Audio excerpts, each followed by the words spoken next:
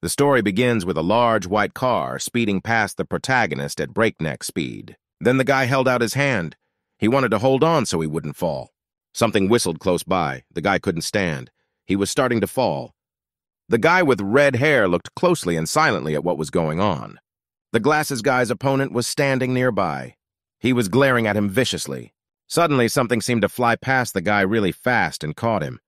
The boy found the last of his strength and threw himself desperately against his opponent. Suddenly, something flashed very brightly from the side. The main character was very surprised and frightened. The guy with red hair was also very frightened and surprised. He looked away cautiously. The car door opened, and a very bright white light appeared from there. The protagonist looked at the car with a look of despair. He realized there was nothing he could do. The protagonist found himself in a dark and dank room with little light from the windows. The squalid room was illuminated only by dim daylight bulbs. Because of the dampness, water from the ceiling dripped directly onto the table in front of the protagonist. The guy sat absolutely silent in the surrounding silence. Only drops of water clattered on the table. The interlocutor told the guy in a calm voice that he was interested in his ability. The man on the other side of the long table asked the guy to tell him. Man asked the guy to tell me what really happened then. The protagonist was in his school building. He was wandering the halls. Suddenly, the boy Kim Do-yun heard someone calling his name from behind. A schoolboy with red hair told a cheerful boy that he had come for his soul. The boy called his friend by someone's name. The guy told the main character that his math teacher was waiting for him and had a bunch of errands for him. Do-yun was displeased. He reminded her that he was already collecting questionnaires for the math teacher. After that, the main character suggested to his friend that he take over for him. The guy said he declined. At the time, the school math teacher was sitting in his office talking on the phone. The protagonist with the worksheets walked to the entrance of the classroom. He waited for the teacher to finish speaking. Deciding not to wait any longer, Do-yun went to the teacher and said he had brought the questionnaires. The teacher was still on the phone. The teacher apologized to the phone caller and said he had a visitor. After that, the teacher hung up the phone and turned around unhappily to the protagonist. The teacher told the kid sternly that he was tardy and late by a full 5 minutes. The student handed the teacher the papers and said that he had brought the questionnaires as requested. The teacher grudgingly told the guy that he should have been quicker. The teacher added that he was forever helping the guy with his duties. Do-yun said humbly and calmly to the teacher that he completely agreed. The boy, standing near the teacher's desk, looked away, something he was very interested in. Do-yun saw an interesting document on the table. At the same time, the master told someone on the phone that a student had dropped by. Looking closer, the student realized that he had a sheet of exam preparation questions in front of him. Do-yun didn't take his eyes off the question paper. He decided to carefully snatch it away. The teacher, tired from work, stretched. He thought to himself why he had so much to do. Teacher remembered that he had almost forgotten about the questionnaire the student had brought him. The teacher took the pieces of paper with the questionnaires in his hands and flipped through them carefully. And then the teacher looked at a neighboring table. He was very excited. The teacher realized that the question paper was missing. He thought to himself that he would have to type it out again. The protagonist sat and scrutinized the answer sheet he had received. Do-yun thought to himself wistfully the teacher must have had the original document on his computer. After that, the student looked at the document and decided he didn't care much about any of this. Then the protagonist, looking at the answer sheet, decided to activate his special thinking abilities. The guy saw the secretary walk up to the teacher and call him Mr. Jan. She asked, "What is he doing?" Teacher Yang said he wants to print out the questions for the kids, even though he knows it's not necessary. Then the teacher slyly said that the actual exam would only have a couple of questions from the list. The protagonist continued to stare thoughtfully at the sheet of exam questions. Do-yun realized that he had figured out the math teacher's plans. He decided to look at the answer sheet and throw it away. The guy decided to throw it away before someone else saw it. The door suddenly opened. The cheerful sister of the protagonist ran into the room. The sister ran up to her brother and asked with interest, "What kind of mischief is he up to here?" Do-yun replied grudgingly for the girl to move away. The disgruntled girl asked her brother how on earth he could resist her charms. Brother called his sister by name, Kim Do-hai, and told her to get out of his room. Suddenly, the sister noticed some paper on the table and shoved her brother aside to take a look. The girl asked the guy in surprise, where could he have gotten the exam questions from? Do-yun shouted for his sister to give him back the paper. After that, the girl looked at the protagonist with a sly expression. After thinking for a bit, the sister asked her brother, "Did he really steal the answer paper?" Do-Yun asked his sister what made her think he had stolen the document. The girl said cheerfully that it was up to him to share such valuable information. The sister said slyly that if she got that information from her brother, she would use it. The protagonist asked his sister angrily if she understood what it said. After this answer, the girl grabbed the guy by the hair on his head.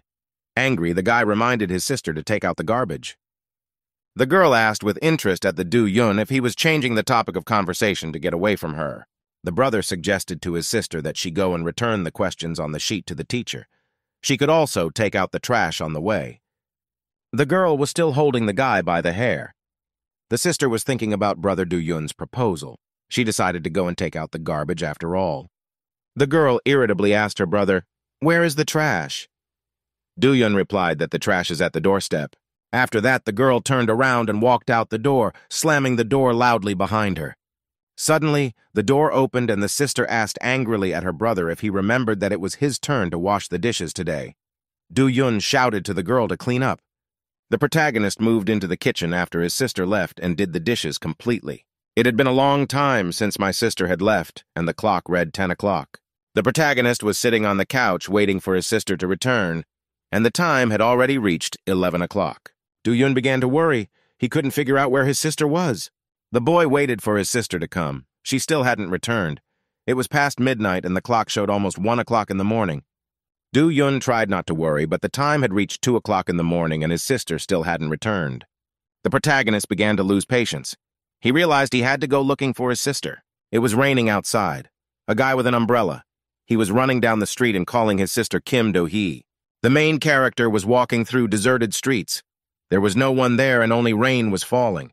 The main character walked the streets between the houses in the rain. They were completely deserted. After that, Do-Yun started to go to public places. There were no people anywhere in the neighborhood. The protagonist thought to himself that his sister might have gone to school to return the sheet. After that, the guy came to the high school building. It was dark, and there were no people around. Do-Yong stood alone in the rain with his umbrella. He thought to himself sadly that there was no one here. Suddenly something caught the protagonist's attention. He looked carefully to the side. The guy saw someone's sneaker lying on the road, very similar to the one his sister wore. Do-Yun looked carefully at the sneaker lying on the ground and decided to approach it. The brother wondered why his sister's sneaker was lying on the ground at this very spot outside the school. Without thinking long, the guy ran down the stairs and over to the sneaker lying on the ground. The protagonist reached out his hand to the sneaker lying there, and gradually some memories emerged in his mind. Do-Yun began to see the moment his sister was kidnapped, and how she tried to fight off her attackers. The protagonist took the sneaker in his hand. He realized that his worst expectations had come true. Do-Yun stood with a surprised and dumbfounded look. He tried to understand what had happened. The student was still looking at his daughter's sneaker and trying to figure out what was here. The boy's memory again conjured up vague images of his frightened sister. The protagonist was frightfully convinced that the girl had been kidnapped. Quite suddenly, someone from behind approached the protagonist and put his hand on his shoulder. Do-Yun was startled and surprised, and dropped his umbrella, which fell to the ground. Do-Yun turned around apprehensively to see who had just approached him. The main character saw a high school kid in basketball sneakers standing across from him. The unfamiliar guy was holding an umbrella and looking at the protagonist with attention. After a short pause, the guy who approached greeted Do-Yun in a friendly manner. Then the protagonist calmed down and greeted his comrade. The guy who came over was named Lee Yu-sun. He was a classmate of the protagonist. Lee Yu-sun's boyfriend told the main character that he's been watching him for a long time. La Yu-sun told a very surprised classmate that he had a very unusual ability. Afterward, did Yu-sun tell the main character that he was in trouble and asked if he needed help? At the same time, someone was discreetly watching Do-Yun and his classmate talking through binoculars.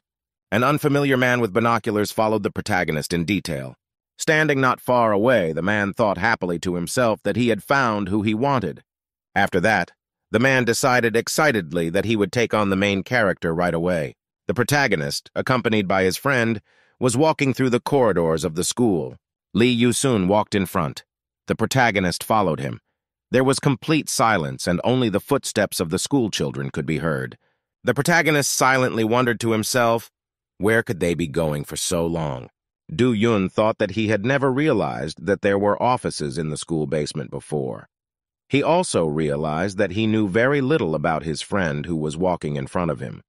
Lee Yu-sun opened the door to the room and told the main character excitedly that they had come. Afterward, the guy told some man in the middle of the room that he had finally brought the main character.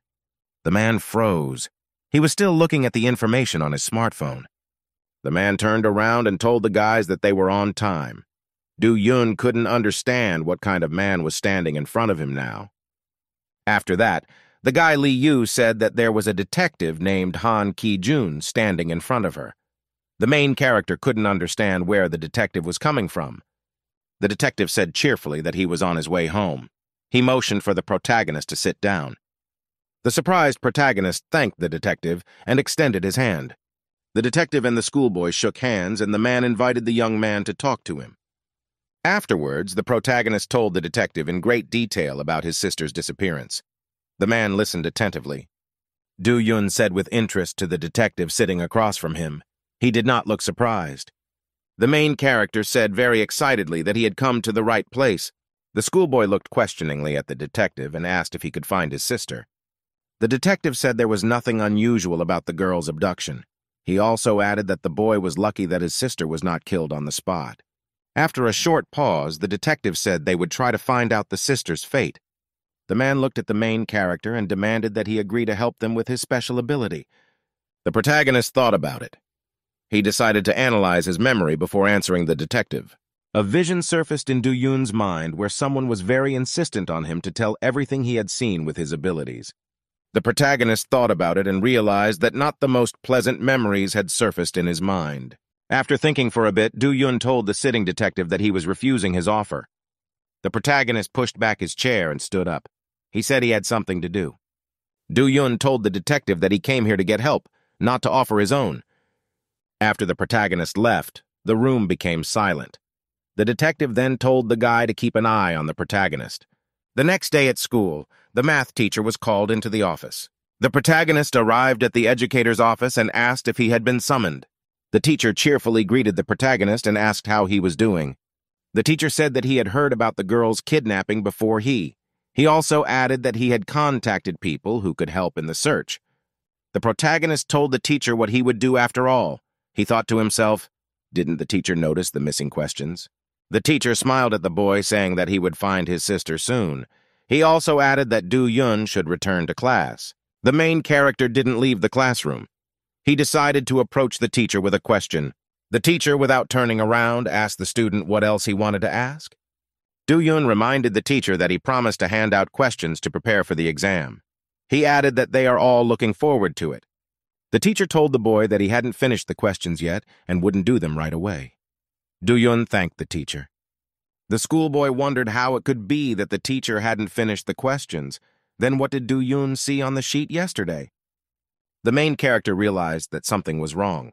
At that time, a guy ran up to him and asked him cheerfully what he was thinking about. Do-Yun was unhappy about the appearance of a classmate.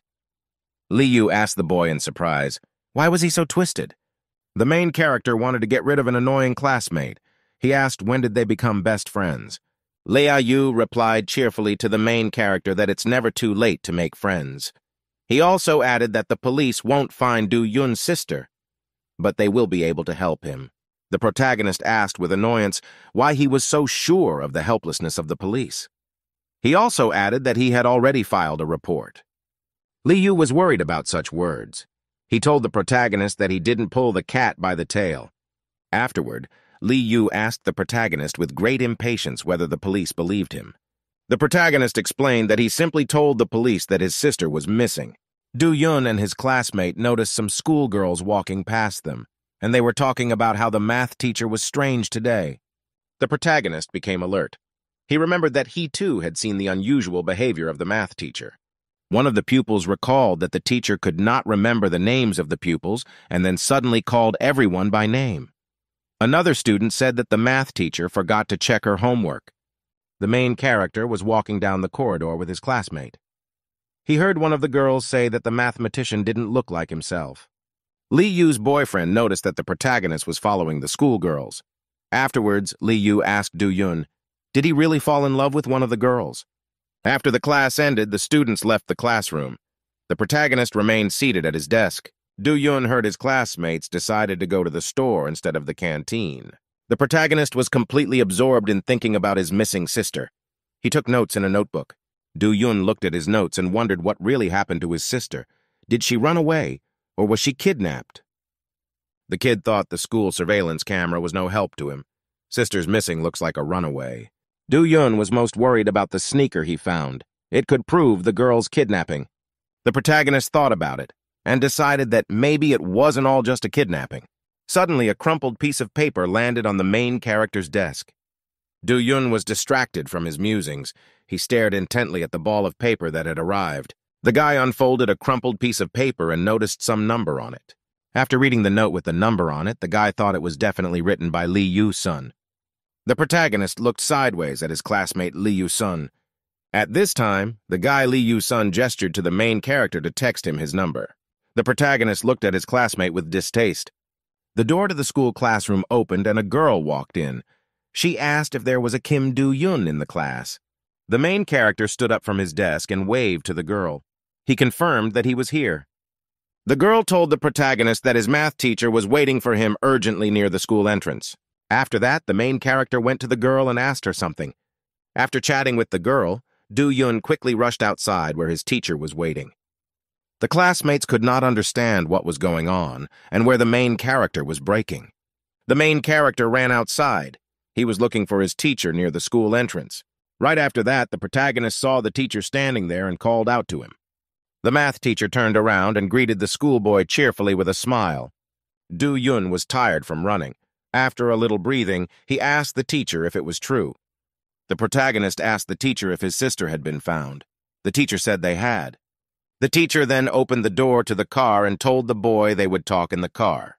The protagonist and his teacher were driving in a car on a street in a big city. The trip took place in complete silence. The duo did not know where they were going now together with the teacher. The protagonist stared out the window the whole trip. He was waiting for the teacher to start talking. After a long pause, Du Ying turned to the teacher and looked at him carefully.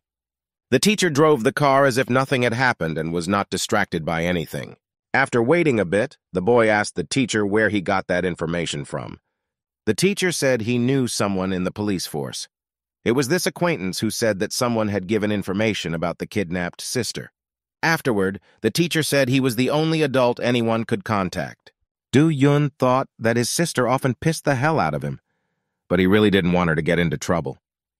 The guy thought to himself sadly that he had no one but his sister. The protagonist thought to himself about the words he had heard from the teacher. Suddenly, the guy realized he never claimed his sister was kidnapped. After calming down a bit, the schoolboy turned to the math teacher with a question. Du Yun asked the teacher very cautiously, "Is Tot feeling well?" The man was calmly driving the car. The schoolboy once again asked the teacher if anything was wrong. The teacher asked with interest to the guy, "Does the guy really want anything to happen to him?" The protagonist told the teacher calmly that he had a bad premonition. Du Yun, holding his phone in his hands, told the teacher that he missed checking his homework at school. The teacher calmly replied that he had simply forgotten himself because of preparing questions for the exam. The main character told the teacher that there was another very big weirdness. The student told the teacher with interest that the teacher had never called him by his first name before. The protagonist filled the teacher in on calling him exceptionally lazy. The teacher listened to the words from the student absolutely calmly and remained silent. After that, the teacher asked in a calm voice what was the meaning of everything Du Yun had just told him. The boy looked at the teacher with great attention. He realized that the teacher knew something. Du Yun said quietly to the teacher that he was suspicious. The teacher sat silent and looked at the road in front of him. Suddenly, the teacher turned around and looked sharply at the protagonist. At this time, the car was thrown aside. The teacher started to turn the steering wheel sharply in different directions. The car started to toss back and forth on the road. The car was going full speed and skidding around. The main character couldn't stay in his chair. He was tossed back and forth. An excited and frightened guy asked the driver what he was doing now. Suddenly, the pedagogue sitting behind the wheel reached out his hand to grab the protagonist. Du Yun was very surprised and frightened when he noticed that the teacher's arm was so long that it was able to reach him. The main character felt he was having a hard time breathing. He started coughing. The teacher calmly asked the boy, "Didn't he ever notice that?" The teacher slyly asked the lad, "Did someone tipped him off, and where did the suspicion come from?" The main character couldn't fight off the teacher's hand. He yelled at the teacher to let him go. Do-yun angrily shouted to the teacher, who continued to choke him with his hand, that they were all in on it. Then the protagonist angrily asked the teacher what he had done. Do-ying shouted loudly at the educator, "What did he do to his sister before, Hai?" The teacher turned around and told the guy with feigned surprise that he was very loud. At the same time, the protagonist was already completely engulfed by the teacher's hand and could not speak. The educator stepped on the gas and told the kid to shut up and follow him. The protagonist realized that he had to try to escape as soon as possible. He took his cell phone out of his pocket. The protagonist couldn't say a word. He held the phone in his hand and tried to turn it on. Do-yun picked up the phone and started to try dialing the number on the scoreboard with his finger. The main character was able to dial the number of his friend named Lee Yu-sun, after which the protagonist frantically pressed the call button to his friend, at which time the teacher looked closely at the protagonist and suspected something. Do-yun turned on the button on his phone to activate the call. The educator sternly asked the boy what he was doing, at which time the protagonist dropped his phone down. He still managed to call his friend. Do-ying sat up and couldn't move. He saw the phone lying on the floor next to the chair. A phone call came from a friend of the protagonist who was at school at the time. Lin Yu boy was sitting in class at the time. He was dozing off surrounded by his classmates. Something suddenly disturbed a schoolboy resting on his desk. The Ling Yu guy felt his smartphone in his pocket begin to ring and vibrate. The schoolboy marveled at the unexpected call that had disturbed him. The noise from the phone also attracted the attention of the teacher and the rest of the school. Ling Yue grabbed his phone. He couldn't figure out who was calling him in the middle of class.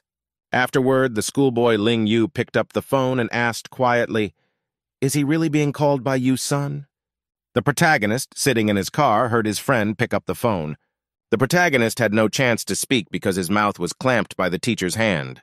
After making a small attempt to free himself, Do-yun shouted with all his might for help. The teacher looked at the student and shouted menacingly at him that he was an idiot. Suddenly there was a crack of glass in the car as if something had hit it.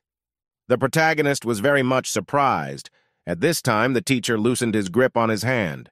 A Ling Yu boy appeared from somewhere. He grinningly shouted to the teacher that he had a cool seatbelt. After that, Ling Yue said cheerfully to the teacher that in case of an accident, he would definitely survive. At that time, Ling Yu was riding on the front window of the car. The teacher was very surprised by the appearance of the schoolboy. Lin Yu smiled with surprise at the teacher and asked him to show his documents. At this time in the classroom, the teacher walked over to the desk where Ling Yu was sitting and looked at her in surprise.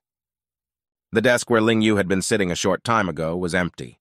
Only his textbook and his smartphone were left. The teacher was surprised to ask where the boy had gone. She noticed that a call was activated on the phone for the boy. At this time, the protagonist and his teacher were still speeding through the city in a car. Ling Yu's boyfriend was able to stay on the hood of the speeding car without any trouble. Tapping on the windshield, Lin Yu repeated to the teacher that he had a good seatbelt. The teacher was very surprised to see the schoolboy. He didn't expect anyone to interrupt him. Do-yun was also startled by the appearance of his classmate.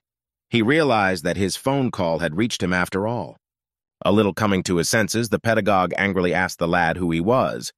Ling Yu, still smiling cheerfully, asked the teacher, how could he forget one of his best students? Ling Yu boy was staring through the windshield at the teacher with burning eyes. The teacher tried to grab him with his hand, breaking through the glass. In the end, Ling Yu was able to successfully deflect to the side from the hand that flew past him. The main character got very excited. He realized that now classmate Lin Yu would try to help him escape. Ling Yu appeared in the windshield again. He asked the teacher with interest, "Is he not in the mood for conversation?" After that, the teacher tried his hand again and grabbed the student with the car. The student was able to dodge. The teacher was very angry. He realized that he couldn't just get rid of Ling Yu. The teacher tried to grab the guy by the windshield, but couldn't do it because the guy was gone. The teacher irritatedly thought to himself that the disciple Ling Yu disappeared somewhere very abruptly. At the same time in the school, the students and the teacher were standing near the desk where Lin Yu had been sitting earlier. The teacher realized he couldn't, to be seen. He shifted the gear lever to a higher speed. And then the teacher pressed the gas pedal to make a quick getaway car. The teacher was already annoyed, thinking that he should get out of here as soon as possible. Do-yun thought fearfully that he couldn't get out of the car now. He didn't have much help from Lee Yu-sun. The protagonist didn't know what to do now. He noticed something flashing in the rearview mirror. At the same time, the Ling Yu guy jumped onto a speeding car from a great height. The educator became agitated when he heard a heavy thump on the roof of the car. The math teacher looked excitedly at the roof of the car from inside. Ling Yu shouted loudly to the main character to hurry up and take his eyes off. Do-yun was pleased. After that, Ling Yu loudly shouted at the main character to get out of the car as soon as possible. Do-yun was able to successfully unbuckle his seatbelt. He would now be able to escape. The main character grabbed the door. He thought he was going to jump out of the car. Then the protagonist tried the doorknob. It wouldn't budge. The teacher noticed the protagonist trying to get free. He decided to hold the guy back. The educator then pressed the gearshift lever to slow the car down. The teacher pressed the brake pedal sharply. The car started to brake sharply. Sudden braking caused the car to skid sideways on the road. The main character was scared. He realized he couldn't hold on because he wasn't wearing a seatbelt. In the end, due to sudden braking, the protagonist flew into the front window at full speed. Because of the sudden braking, the Ling Yu guy couldn't hold on to the car. Lin Yu realized that he wouldn't be able to stay on the stalled vehicle so easily. In order to soar upwards as quickly as possible, the Ling Yu guy pushed off the hood of the car with his hand. After he pushed off, the guy flew high up above the car. Ling Yu, after flying, was able to successfully land on the ground in front of the car. Ling Yu guy realized that there was no way to waste time. He knew that the protagonist was in danger in the car. Lin Yu accelerated and ran up to the windshield of the car at full speed. The front window of the car was smashed and shattered due to the powerful impact. The Ling Yu boy ran up and tried to squash the teacher who was sitting in front with his hand. Ling Yu told the educator with great surprise that he had never seen such a feature. After gathering his strength, the teacher angrily told the guy that he didn't know why he wanted the guy. Ling Yu was pleased to tell the educator that the educator was now in the role of victim. At the same time, the protagonist began to come to his senses after being hit hard. Waking up, Do-yun thought to himself, what just happened now? After that, Ling Yue shouted to the teacher that it was time to end it before anyone came. Afterwards, the guy asked the educator where the real math teacher and the main character's sister went. The teacher whispered in a strange voice that it was all the king's will, after which the teacher uttered in a weakening voice about the disturbed balance. Then an incomprehensible and mysterious cracking sound was heard. Ling Yu became a little worried. Ling Yu looked anxiously at the already almost completely exhausted teacher in front of him. Ling Yu shouted formidably and excitedly to the main character that it was time to run away. Do-yun and his classmate ran aside. The boy saw a bright white light shining inside the car. With a shocked look, the protagonist noticed the lights in the car getting brighter and brighter. At that time, there was a huge explosion. The car was blown apart. Ling Yu flew upwards with the main character. At this time in the classroom, the students were standing around and talking muffled amongst themselves. After landing, Do-yun, along with his friend Ling Yu, took a breath and walked slowly into themselves. The boy looked in the direction of the car he had driven with the teacher to this place. The protagonist saw the car burn to the ground and nothing left of it. Ling Yu collapsed on the ground from exhaustion.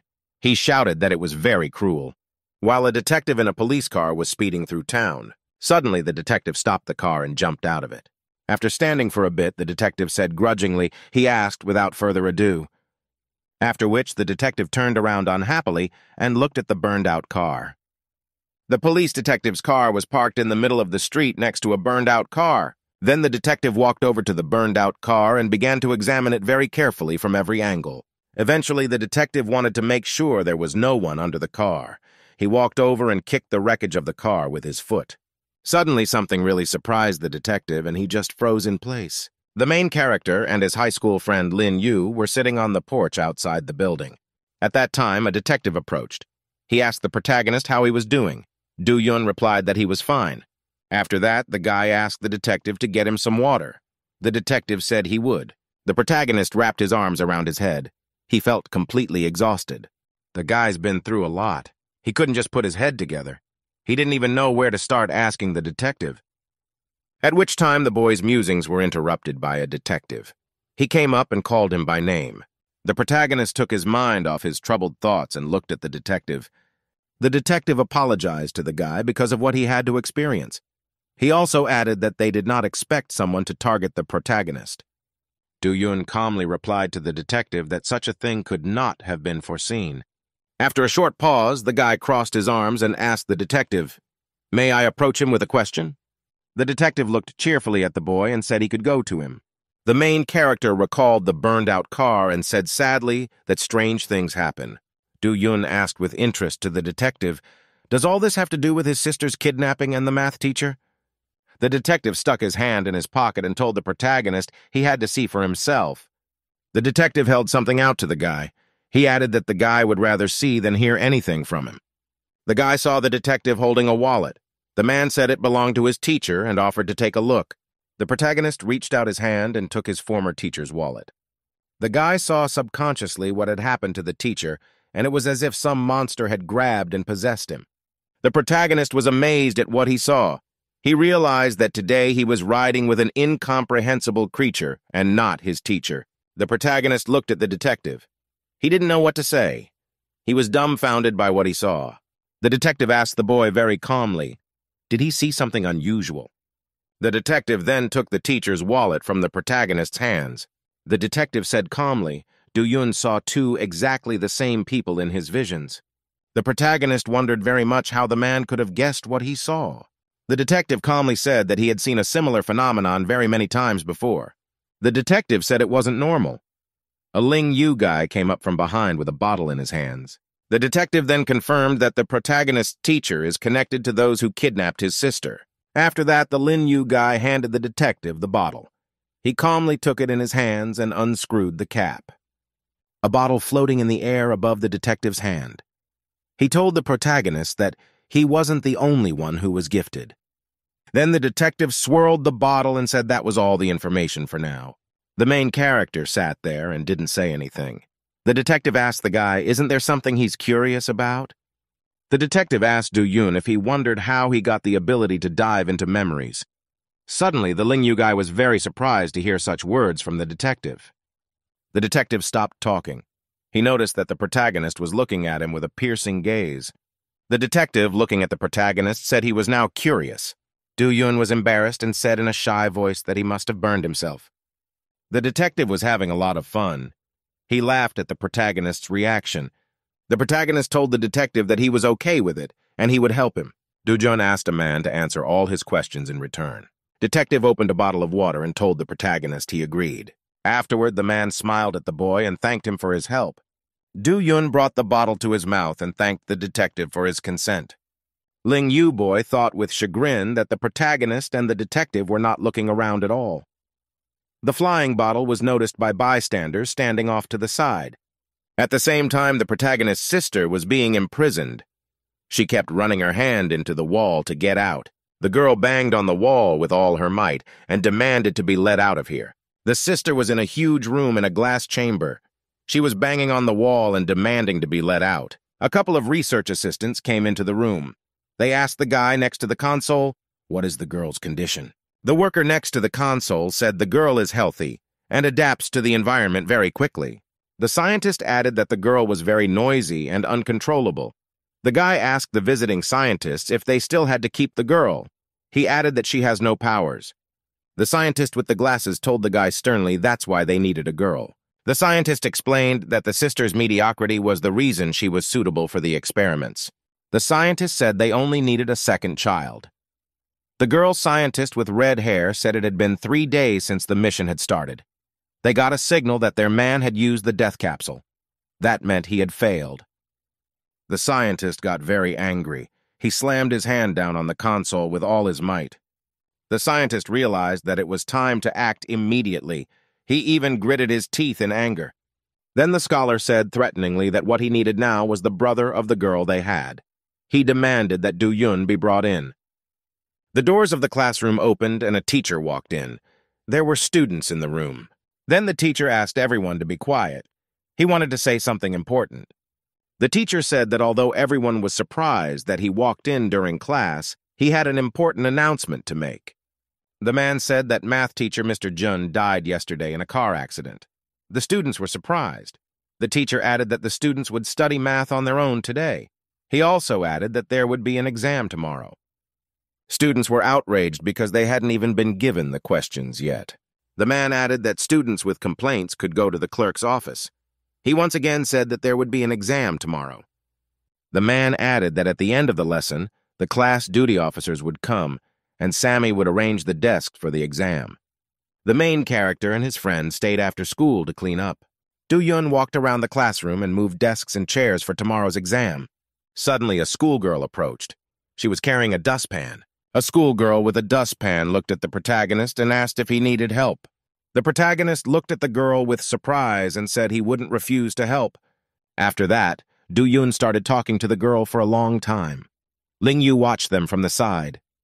Lin Yu, standing with a broom, looked long and patiently at the protagonist with the schoolgirl. Time went very fast at school, and very soon the clock showed 5 o'clock. The protagonist suddenly came to his senses and said excitedly that he had to go to the institute. The schoolgirl said to the main character that they'll finish cleaning up with Lin Yu's son themselves. The main character walked towards the exit. He thanked the girl and wished her good luck for the exam tomorrow. The schoolgirl waved goodbye to the guy and said she mutually wished him good luck. After the main character left, the girl said that he wished her good luck. The Ling Yu guy replied that he didn't even notice it. The girl got excited. She started twisting around in different directions and asking the guy if she could see like this. Ling Yu told the schoolgirl that he meant something else. He added that the main character is a dumbass. The next day, an exam was held in the school premises. All the students were in class. After passing the exam, the main character slumped down on his desk. He didn't really care about the result. Do-Yun lay on his desk and thought to himself that he was very tired. The guy thought to himself that he couldn't concentrate on his studies because of everything that had happened in a couple of days. At this time, Lin Yu's classmate walked over and greeted the protagonist. Ling Yu smiled and asked cheerfully to the protagonist, "How did he write the exam?" The main character was very tired and angry. He shouted for the Ling Yu guy to leave him alone. Lin Yu told his friend that he would be able to catch up on the exam tomorrow. Do-Yun asked his classmate what he wanted. After a short pause, Ling Yu told the protagonist that a detective was looking for him. The guy immediately got excited. The protagonist realized there was no time to lose. He ran out of the classroom and down the stairs. The guy went down into the basement and reached the right door, behind which was a secret room. Then the guy went to the button panel. The system gave him access to the room. There was a detective sitting at the desk. He calmly greeted the incoming protagonist. The detective told the boy to come in. There were many different students sitting at the table. The detective added that there would be a long conversation. The doors opened and another student came into the room. One of the guys told the student to sit here. The main character was sitting in his seat. He decided to look around. He wondered who else was around him. Suddenly, the boy was very surprised. He noticed someone very familiar at the table. Do-Yun saw the girl Seo Soo-hyung, who was helping him with the cleaning. He was surprised that this schoolgirl was also related to the current affairs.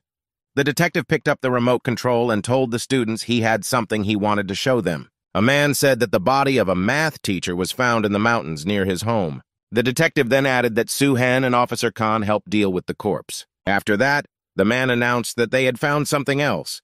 The students listened attentively. Detectives showed a photo of a small item they found on the body at the scene. One of the high school students with glasses asked, "Does he really see a chip in the picture?" The protagonist told the schoolboy that he had done his best. The student with glasses grudgingly replied. The schoolboy with the glasses said the chip was very badly damaged. The detective told the schoolboy to get to work and demanded results. The schoolboy with glasses demanded half a day for results, at which time the protagonist raised his hand and told those around him that he had a question. Do-Yun asked the people around him who was the person who looked like a complete copy of their math teacher. The people around him were silent. No one wanted to answer the boy's question. The protagonist realized he was in an awkward position with his question. The detective cheerfully told the guy that he was clueless and added that he would explain in a moment. The man said that the world around him in reality consists of two other worlds, in one of which people live. Another world is called Librium.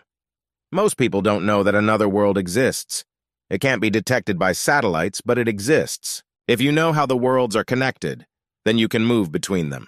The detective said that the world of Librium is completely different from Earth, but there are similarities between them. The man explained that both worlds were inhabited by people with exactly the same appearance. The detective pointed out that the people who took the protagonist's sister were connected to the parallel world. The parallel world also included the clone of the math teacher who wanted to kidnap the protagonist. After which, the detective ended the meeting and all participants excused themselves. Lin Yu asked with excitement and interest from the protagonist, "Is he okay?" Do Yun replied irritably to his classmate to get away from him as he has a lot of weirdness to digest. A schoolgirl came up from behind and went straight to the main character. The protagonist remembered that the student had also just been here with him. The girl offered to go to the teacher and offer her condolences. The main character was surprised and confused. He didn't know what to say to the girl's proposal. After that, the Liu guy slapped the protagonist and told him to go bolder. The main character was angry with his classmate. He didn't know what to say back. After that, Du Yun went together with the schoolgirl. Together, they heard Ling Yu say to them about the two students. Ling Yu's boyfriend was very embarrassed. He said that he was the one who suggested that his two friends go together. Ling Yu was outraged because his friends threw him on the bus to go with them. The schoolgirl said she was embarrassed. During the trip, Lin Yu was very much embarrassed and silent. He didn't say a word to his friend. The main character also stared silently out the window during the bus ride. Only the schoolgirl was fun. The girl liked that they were all three of them riding together now. Looking around, the schoolgirl noticed that there were no other people on the bus besides them. The schoolgirl asked with interest if the protagonist had any questions and saw other gifted guys and girls for the first time. The protagonist was thinking. He wanted to ask his classmate a lot of things. After a short pause, the boy told the girl that he was interested in something. The schoolgirl said that Du Yun could ask her. The protagonist timidly inquired about people from the parallel world of Librium. The main character asked the girl why people are always being kidnapped from their world. The schoolgirl listened attentively. The girl explained to the protagonist that people from the parallel world were constantly kidnapping someone from their reality. The two of them looked at the Ling Yu sitting behind them. At that time, Lin Yu was looking at something very carefully on his phone. The schoolgirl once again said that people are kidnapped all the time. Ling Yu said that people are kidnapped for experimentation. Du Yun interjected with great apprehension, "Are they really being kidnapped for experimentation?" Lin Yu guy reported that according to their lab reports, scientists from Librium are much better than Earth scientists, but they have few resources. After that, Ling Yu added to the excited girl, "The thirst for knowledge of people from the parallel world is very strong, but they have no ethics." The guy speculated that the Librium people might be planning to get the resources they need from their world. The protagonist wondered. He couldn't understand why the kidnappers were targeting a teacher from his school as well as him and his sister before Chi. Du Yun said that it's possible that his sister is still alive. Ling Yu's boyfriend confirmed the main character's assumption. After that, Ling Yue turned around and looked at the protagonist with great attention. Ling Yu interjected excitedly at the protagonist. Is the latter still worried? Du Yun replied sadly that the situation was very serious and the scale of the problem was beyond him. Lin Yu told his friend that he should only be happy that he was alive. The schoolgirl thought sadly that anyone would be worried if they heard such a thing. Concentrating, the protagonist said he still had one more question. Du Yun asked his friends how are they different from other people. The main character clarified how they could use their special abilities. Lin Yu asked his friend in surprise, wondering if he was joking. Ling Yu angrily shouted at the protagonist that he didn't understand anything even after his story about the Librium. The main character said excitedly that he could see the past. He asked for the classmate to explain it to him. A girl intervened in the conversation and said that she would explain. The schoolgirl said seriously, the guy's ability to use psychometry or Ling Yu Sun's talents are special and not everyone can do such a thing. Du Yun pondered the girl's words. The schoolgirl said that the protagonist had something else to do. The schoolgirl added that the protagonist should see a different self in the parallel world of Librium. After that, the girl said to Du Yun to think about what she offered him. The protagonist saw himself very small in a room with his sister, as if they were from another world. The main character was walking down the hallway of a large building with his friends. The girl was in the lead, followed by the protagonist and his friend Lin Yu. Du Yun asked with grudging interest to his friend, why is he attached to his phone? Ling Yu was looking at his smartphone. He said that they were still investigating the burned chip and a report should come today. The main character told a friend that he could check his phone when he heard the sound of a message. The schoolgirl irritably told the students that they had enough of their bickering. She also added that she had to go to the restroom and let the students go ahead. The main character said he was going to go into room number 4 in this building for a while. The protagonist went into a special room where incense was lit. In the room, the whole place was decorated with a special mourning interior. The main character honored the fallen teacher. He bowed several times in complete silence, after which the guy looked closely at the portrait of the late math teacher. Do-Yun decided that although he didn't particularly like the teacher, he didn't want to see him like this. The schoolboy was holding a folded mourning napkin. He decided to himself that no one ever knows what will happen tomorrow. After the teacher's farewell ceremony, the protagonist sat silently in the hallway next to his friend. Do-Yun asked unhappily what was taking the girl so long to fumble around somewhere. Ling Yue irritably replied only that he could go and check for himself in the women's restroom. Suddenly, the guy saw something very interesting on his phone. He screamed with delight. Lin Yu's boyfriend was very much amazed at what he saw on his phone. At the same time, the schoolgirl was in the restroom and decided to wash her hands before leaving. The girl stood by the wash basin and watched the water pouring from the faucet, after which the schoolgirl put her hands up and started washing them under the pressure of the water. The girl was washing her hands while the front door to the restroom creaked open. The girl was standing by the wash basin and didn't notice the stranger walk in. A female voice asked the girl if she was a student of Soha High School. The girl turned around and asked, "What is it?" A female scientist from a parallel world stood in front of her. The Lingyu guy held out a smartphone to the protagonist with some message on it. The information from the phone reported a promotional sale. Do-Yun angrily asked his friend, was it really a message from the detective? Ling Yu replied very sadly that he couldn't have known that he had received an advertisement on his phone. The protagonist told his friend unhappily that they had gotten excited over nothing. After that, the protagonist remembered his classmate Soo Hyun. He didn't realize where she had stayed for so long. The protagonist was walking down the hallway. He thought to himself that he might have missed the girl. The guy suggested that his friend look for the girl. He added that he should call if he saw her. The protagonist approached the entrance to the women's restroom stall. He froze by the door. Do-Yun looked at the entrance to the toilet stall and thought to himself. It took the protagonist a long time to decide to come in. Suddenly, the main character was very surprised and worried. He looked at the floor in front of him. Do-Yun saw a blue hairband lying near the passage to the restroom. The guy took the headband in his hand and remembered it belonged to a girl. She always wore it. Do-Yun thought to himself very excitedly that he had seen something like this somewhere before. The protagonist activated his special powers. He saw how a girl from a parallel world with a gun kidnapped a schoolgirl and took her away in a car. The guy saw his own apartment in his visions. He decided to come home. Do-Yun took the elevator to his floor, but could not understand what the kidnapper and the schoolgirl forgot in his house. The elevator arrived at the right floor. The guy still couldn't figure out how the kidnapper could have gotten his address. Protagonist walked up to the door and noticed that it had been kicked in hard. Do-Yun was very frightened before he entered the apartment and decided to take a breather. Do-Yun peeked through the open door. He realized that the girl was now inside his apartment. The protagonist walked leisurely through the apartment.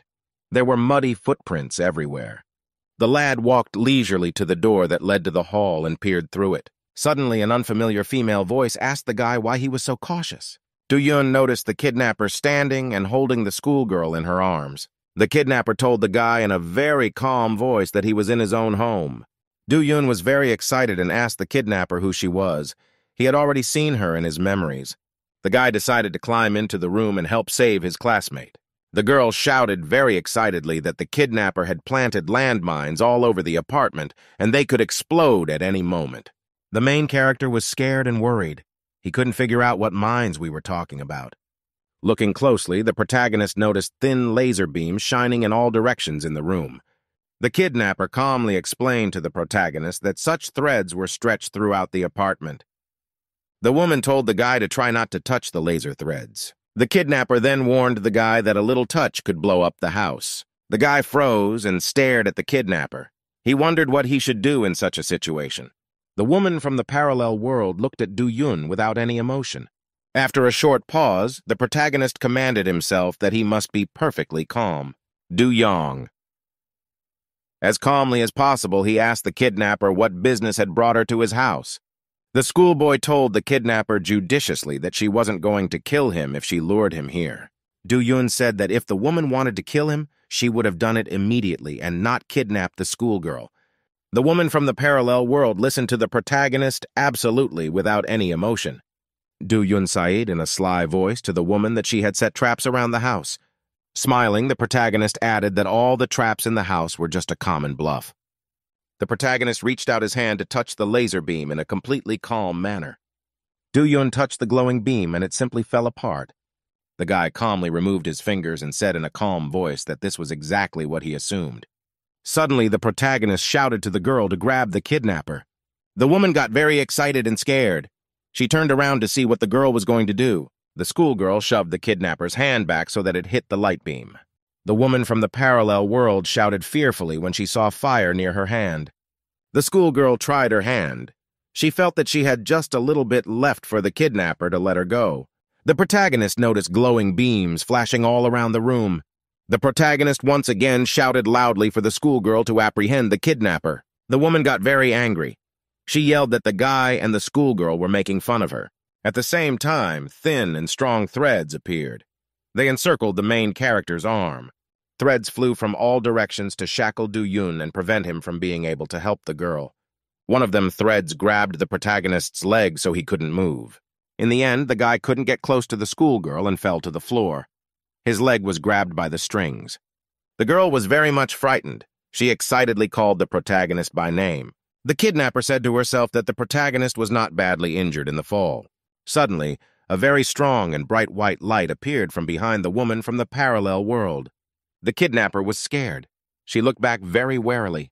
A frightened schoolgirl shouted sharply at her kidnapper to stop. The girl saw the main character coming and yelled at him to attack the woman. The kidnapper was scared. She didn't expect the protagonist to get close to her. Do-yoon grabbed the kidnapper's head with a formidable expression. Taking a breath, the protagonist said fearfully that he didn't mean to do that. Then the guy grabbed the kidnapper with his hand. She pulled her head back a little. The protagonist looked at the weakened kidnapper with a piercing gaze. The woman from the parallel world looked at the protagonist. She couldn't get free of him. There was silence in the protagonist's apartment after the incident. Small remnants of glowing lightning remained near the schoolgirl's hand.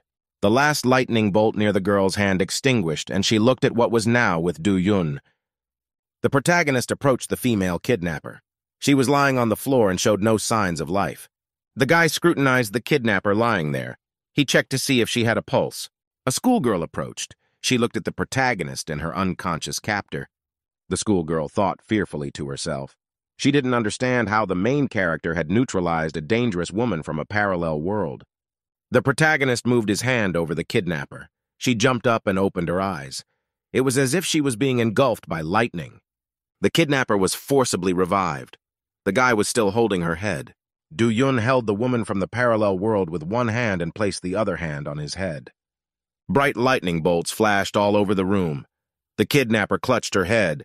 The guy tried to read her mind. The woman from the parallel world stood there, unable to defend herself in any way from the way the protagonist was affecting her head. The kidnapper ended up unconscious on the floor. The guy was very exhausted. He could barely stand on his feet. The exhausted schoolboy told his astonished girlfriend that he was able to read the kidnapper's mind directly.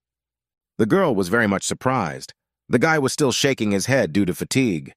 Do-yoon said that when he uses his ability, the other person sees the same thing as him. Such an effect shocked the kidnapper. The weary fellow said that using the features affects him a lot too. The protagonist grabbed the kidnapper who was lying unconscious and pulled her. The guy turned to the schoolgirl and asked for help to carry the lady. The protagonist opened the door to his room. He decided to put the kidnapper on his bed. The protagonist and the schoolgirl dumped the kidnapper's body on the bed. Do-yoon and his girlfriend stood looking at the kidnapper lying on the bed for a long time. Suddenly, the schoolgirl felt very uncomfortable in this situation. The girl smiled and told the man in charge that she was leaving and wished him to take care. After a short pause, the guy called out to his girlfriend named Soo-hen. The main character asked that Soo-hyun tell absolutely no one about what he saw. Do-yoon explained calmly that he didn't want to make a big deal out of it. He asked his girlfriend if she promised to keep quiet. The girl got very agitated. She said that she agreed to the demands of the protagonist. Soo-hen walked to the door and told the guy goodbye, that they would see each other tomorrow. The protagonist waved goodbye to his girlfriend with a smile. The front door closed. The protagonist stood in the middle of the room. He thought about everything that had happened today at his house. Do-yun remembered that he still had a lot of important things to do. He had to go to the meeting with Ling-yu. In a huge gymnasium, the main character was training against his classmate, Lin-yu. The guys were practicing martial arts. Ling-yu was trying to impress his friend. Ling-yue used various techniques.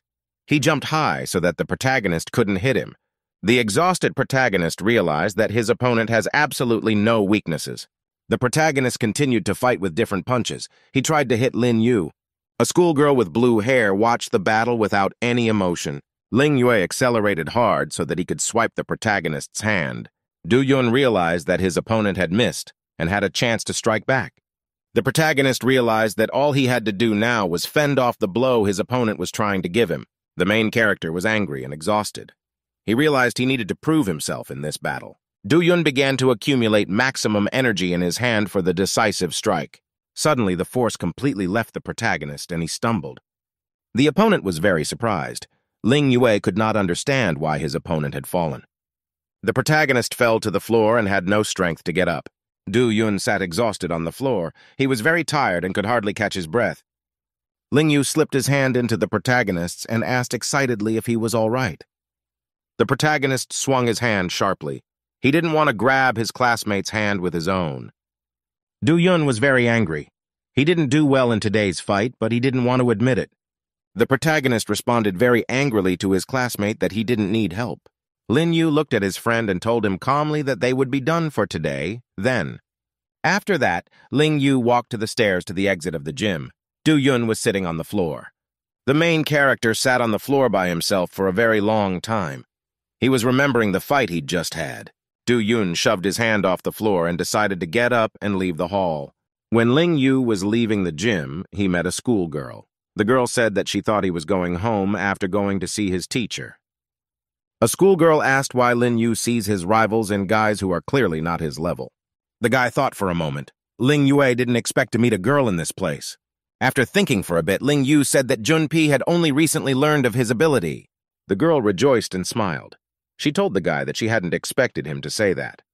Ling-yu asked the girl without any emotion, "Why did she come up here?" The interlocutor told the guy that they were immediately requested by a detective. The girl explained to her interlocutor that the detective wanted the boys to do something. The Ling-yu guy thought for a moment. He realized that he would have to go to the detective now. At this time, the protagonist's sister was still imprisoned by people from the parallel world. Sitting in her cell, she clinked her drink glass. The girl shouted menacingly to the scientist to bring her some food right away. Sister resented that the kidnappers could have at least stocked up on good food. The scientist watched the prisoner's behavior with interest. The scientist with glasses was sitting at his desk. He was very annoyed by the noise coming from the girl. Scientists were very angry and nervous because of the constant noise coming from the cell. The scientist asked his subordinate, "Have you heard from Kali?" The girl replied that Kaylee had met with the target 16 hours ago. The girl reported that it had been 10 hours since the portal had closed. The scientist asked if other portals had been found. The girl said that there might be another portal, but it was far away and therefore hard to find. The scientist indicated to the girl to send someone else. At this time, Kaylee was slowly coming to her senses in the protagonist's apartment. She opened her eyes. The woman from the parallel world sat up on the bed.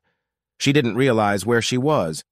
It was a clear day outside, and the birds were singing in the yard. The main character was sitting at home with his guest. The birdsong from the street came through the window into the protagonist's room. Kaylee woman said surprised that Do-yun also had special abilities. The guy was quietly reading a book at the time. The protagonist put the book aside and told the quiet woman that there was nothing surprising about his abilities. The guy explained that everyone in their company had special powers. The woman was surprised. Do-yun slammed the book shut and told the woman not to move. She needed time to recover. The guy got up and said Kaylee had high regeneration. She woke up 12 hours later. The woman sitting on the bed, scared, asked the guy what he wanted from her. The protagonist said very calmly to the woman that he wanted to ask her. Do-yun asked sternly of Kali, what does she want and what does she seek from him? The woman from the parallel world shouted to the guy that she wasn't just going to tell him anything. The protagonist was not surprised by this response from the woman. He listened to her absolutely calmly. Do-yun told the woman that he didn't want anything from her. He said he could mess with her brain a little more so she wouldn't wake up at all. The main character said he could call his people to take care of Kali. After a short pause, the protagonist said menacingly that he would ask differently of the woman. The guy asked very sternly to the kidnapper if his sister was alive before he. Kaylee explained that kidnapped girl is a very valuable specimen to them. In the end, the kidnappers won't kill the protagonist's sister like they do other people. Scientists from a parallel world will conduct various tests on the kidnapped girl. The protagonist asked Kaylee how he personally could get into their world of Librium. The woman told the boy that there was no way he could enter their world yet. Do-yun was surprised. The protagonist asked with interest, so why can't he go to a parallel world? Kaylee explained that the portal here had closed and would not reopen until 2 months later. The woman told the guy that they would have been in Librium as early as yesterday if the guy had followed her orders. Do-yun first asked the woman, "Do we have to wait 2 more months for the passage to open?" After a little thought, the protagonist offered his guests from the parallel world to stay with him. After that, the guy told the woman he wanted to ask her for a small favor. The guest from the parallel world realized that she would have to go on the protagonist's terms. Kaylee sat resting on the couch. She thought the protagonist was an even bigger weirdo than she'd realized. Do-yun interrogated the woman. Are they really not going to kill his sister? The woman told the protagonist that his sister's death would be a great loss to them. The protagonist said contentedly, pleased with this response from the woman. Do-yun handed Kali new clothes and said that in 2 months they would go to another world together. Afterward, the guy asked his guest to tell him about the Liberium. The guy checked with the woman to see if she thought the offer was a fair deal. Kaylee, reading the book, thought to herself that this was the first time she had seen a person who wanted to be a guinea pig. The next day, the protagonist met his close friend Lin Yu at school. Lin Yu greeted his friend with a huge and joyful smile. He was very cheerful. Do-yun asked his friend why he was so carefree. He reminded him that there were exams coming up. Lin Yu asked very sternly of his friend if there was anything he wanted to tell him. Friend reminded the protagonist to call him when he found the girl Su-hen. Lin Yu said that the girl herself called him yesterday and told him that she was free. The main character told his friend in a calm voice that he was apologizing for not calling. Lin Yu told his friend that he had to go back to the lab to deal with the problem. The main character asked what the problem was. Lin Yu told his friend that if he was sorry, he should go with him. Do-yun asked with interest to his school friend, where do they have to go for a couple hours? The protagonist and his companion arrived at the Arium Pharmacy building. Lin Yu explained that he had previously told this company that they would come to the interview. They should be waiting at the entrance. The main character got very excited. Lee Yu-sun asked his friend if he could hear him. Do-yun shouted to his friend very frightened that he couldn't go alone. The main character told his friend that he was ready to go anywhere but here. He asked why they had come here in the first place. Ling Yu realized with great surprise that he had not yet said the purpose of coming to the main character. At this time, some woman from outside called out to him. The woman ran towards Lin Yu and asked, is he the schoolboy who called her yesterday?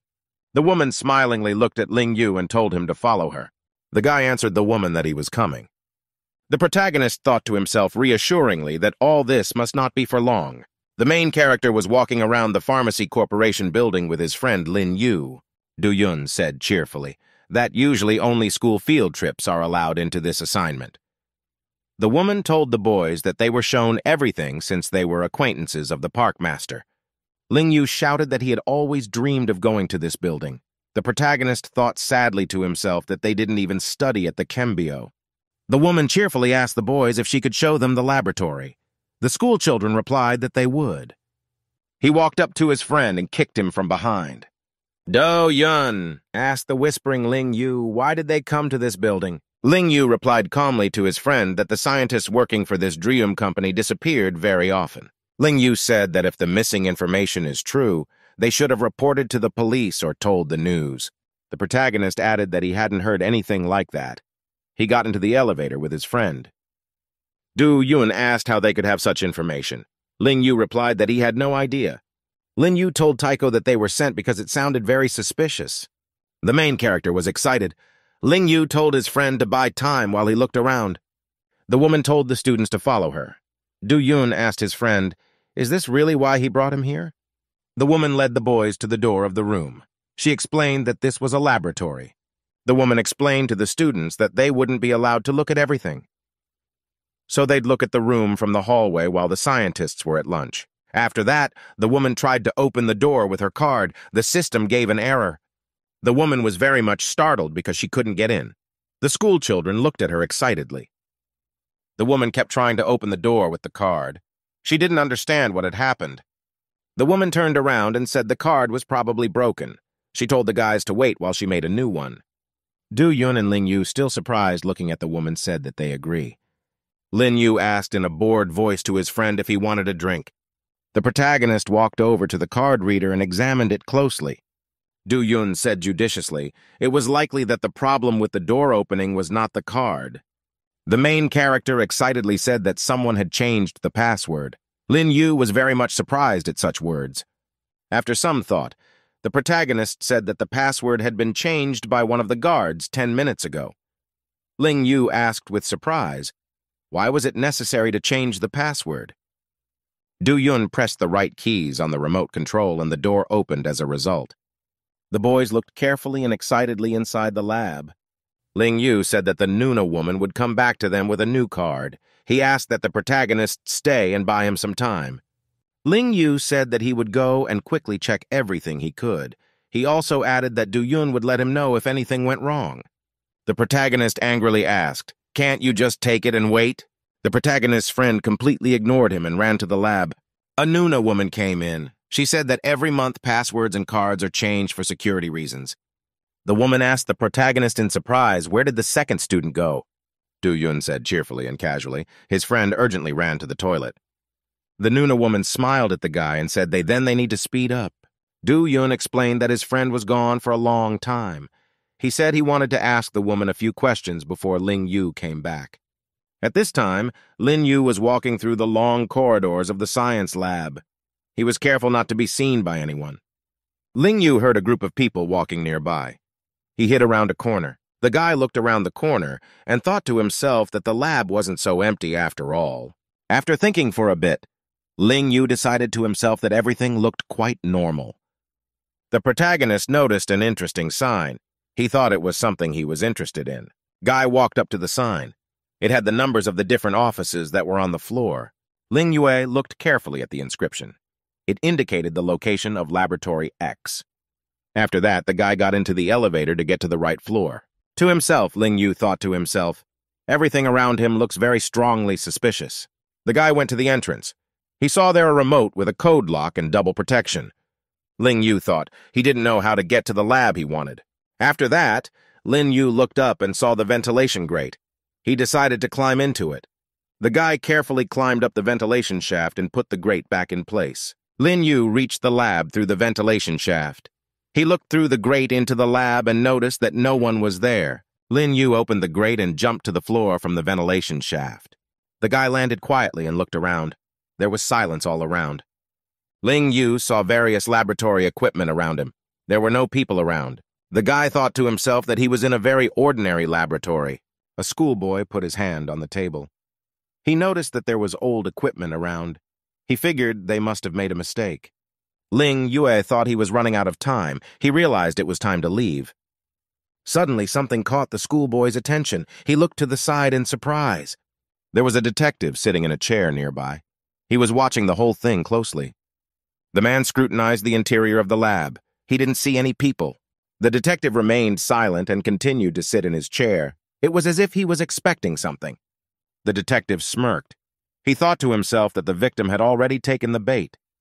The protagonist was sitting in the office of a drugstore company at the time, chatting with a woman.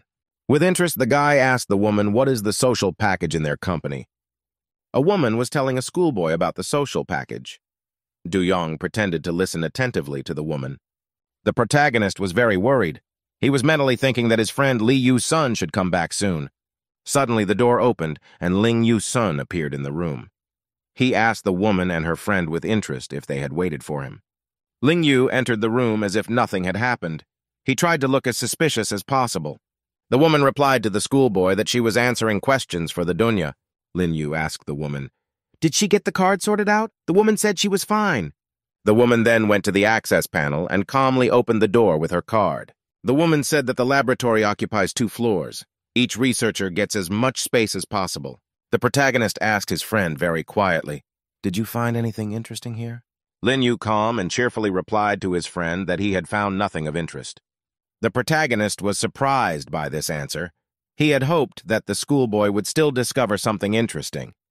Ling Yu confirmed that the lab was just a rumor. He didn't actually find anything. The protagonist was angry that his friend dragged him here for nothing. Du Yun told his companion that they should get out of here as soon as possible. Lin Yu called out to a woman named Nuna. She turned to the schoolboy. The boy cheerfully asked as the woman gave him a tour of the dining room. The woman rejoiced at such an offer. Nuna shouted that their canteen had the best sandwiches. The protagonist passed a sign that had the numbers of the various rooms on the floor. There was a number on the sign where the lab that Lin Yu visited might be. After a long excursion, the protagonist came home and opened the door. The boy thought to himself that he should fix the lock already. At that time, the schoolboy was greeted by a Kali woman. Du Yun was surprised to see a woman in front of him. She was holding a box of half-finished products. Kaylee asked with interest, "Do people always eat this kind of deliciousness?" The woman cheerfully said the coffee drink was the best thing she'd ever tasted. The protagonist was surprised to hear such words from Kali. The schoolboy took his shoes off. He told the woman that she seemed to have taken up residence in his apartment. The guy noticed how the apartment was trashed all over the place. Du Yun saw that the whole apartment was very untidy and in a sloppy condition. The guy looked at the hall in his apartment. It was a mess. Du Yun was very angry. Next to him stood a quite satisfied and joyful Kali woman. The Lin Yu boy walked down to the entrance of the room where the detective was waiting for him. Then the guy went to the door and dialed the code combination on the lock. The detective heard the schoolboy's entrance. He sat in his chair and turned to the boy. The man turned to the guy and asked if he had found what he needed. Lin Yu informed the detective that he had surveyed the entire area as per his orders. The detective listened very carefully to all the words from the boy and looked at him. The schoolboy reported that he had found absolutely no direct connection between the missing scientists and the world of Librium. The man asked the boy what he had found. Ling Yu stuck his hand in his pocket and said there was a suspicious lab in the building. The schoolboy took a small bluish crystal out of his pocket. He said he found it.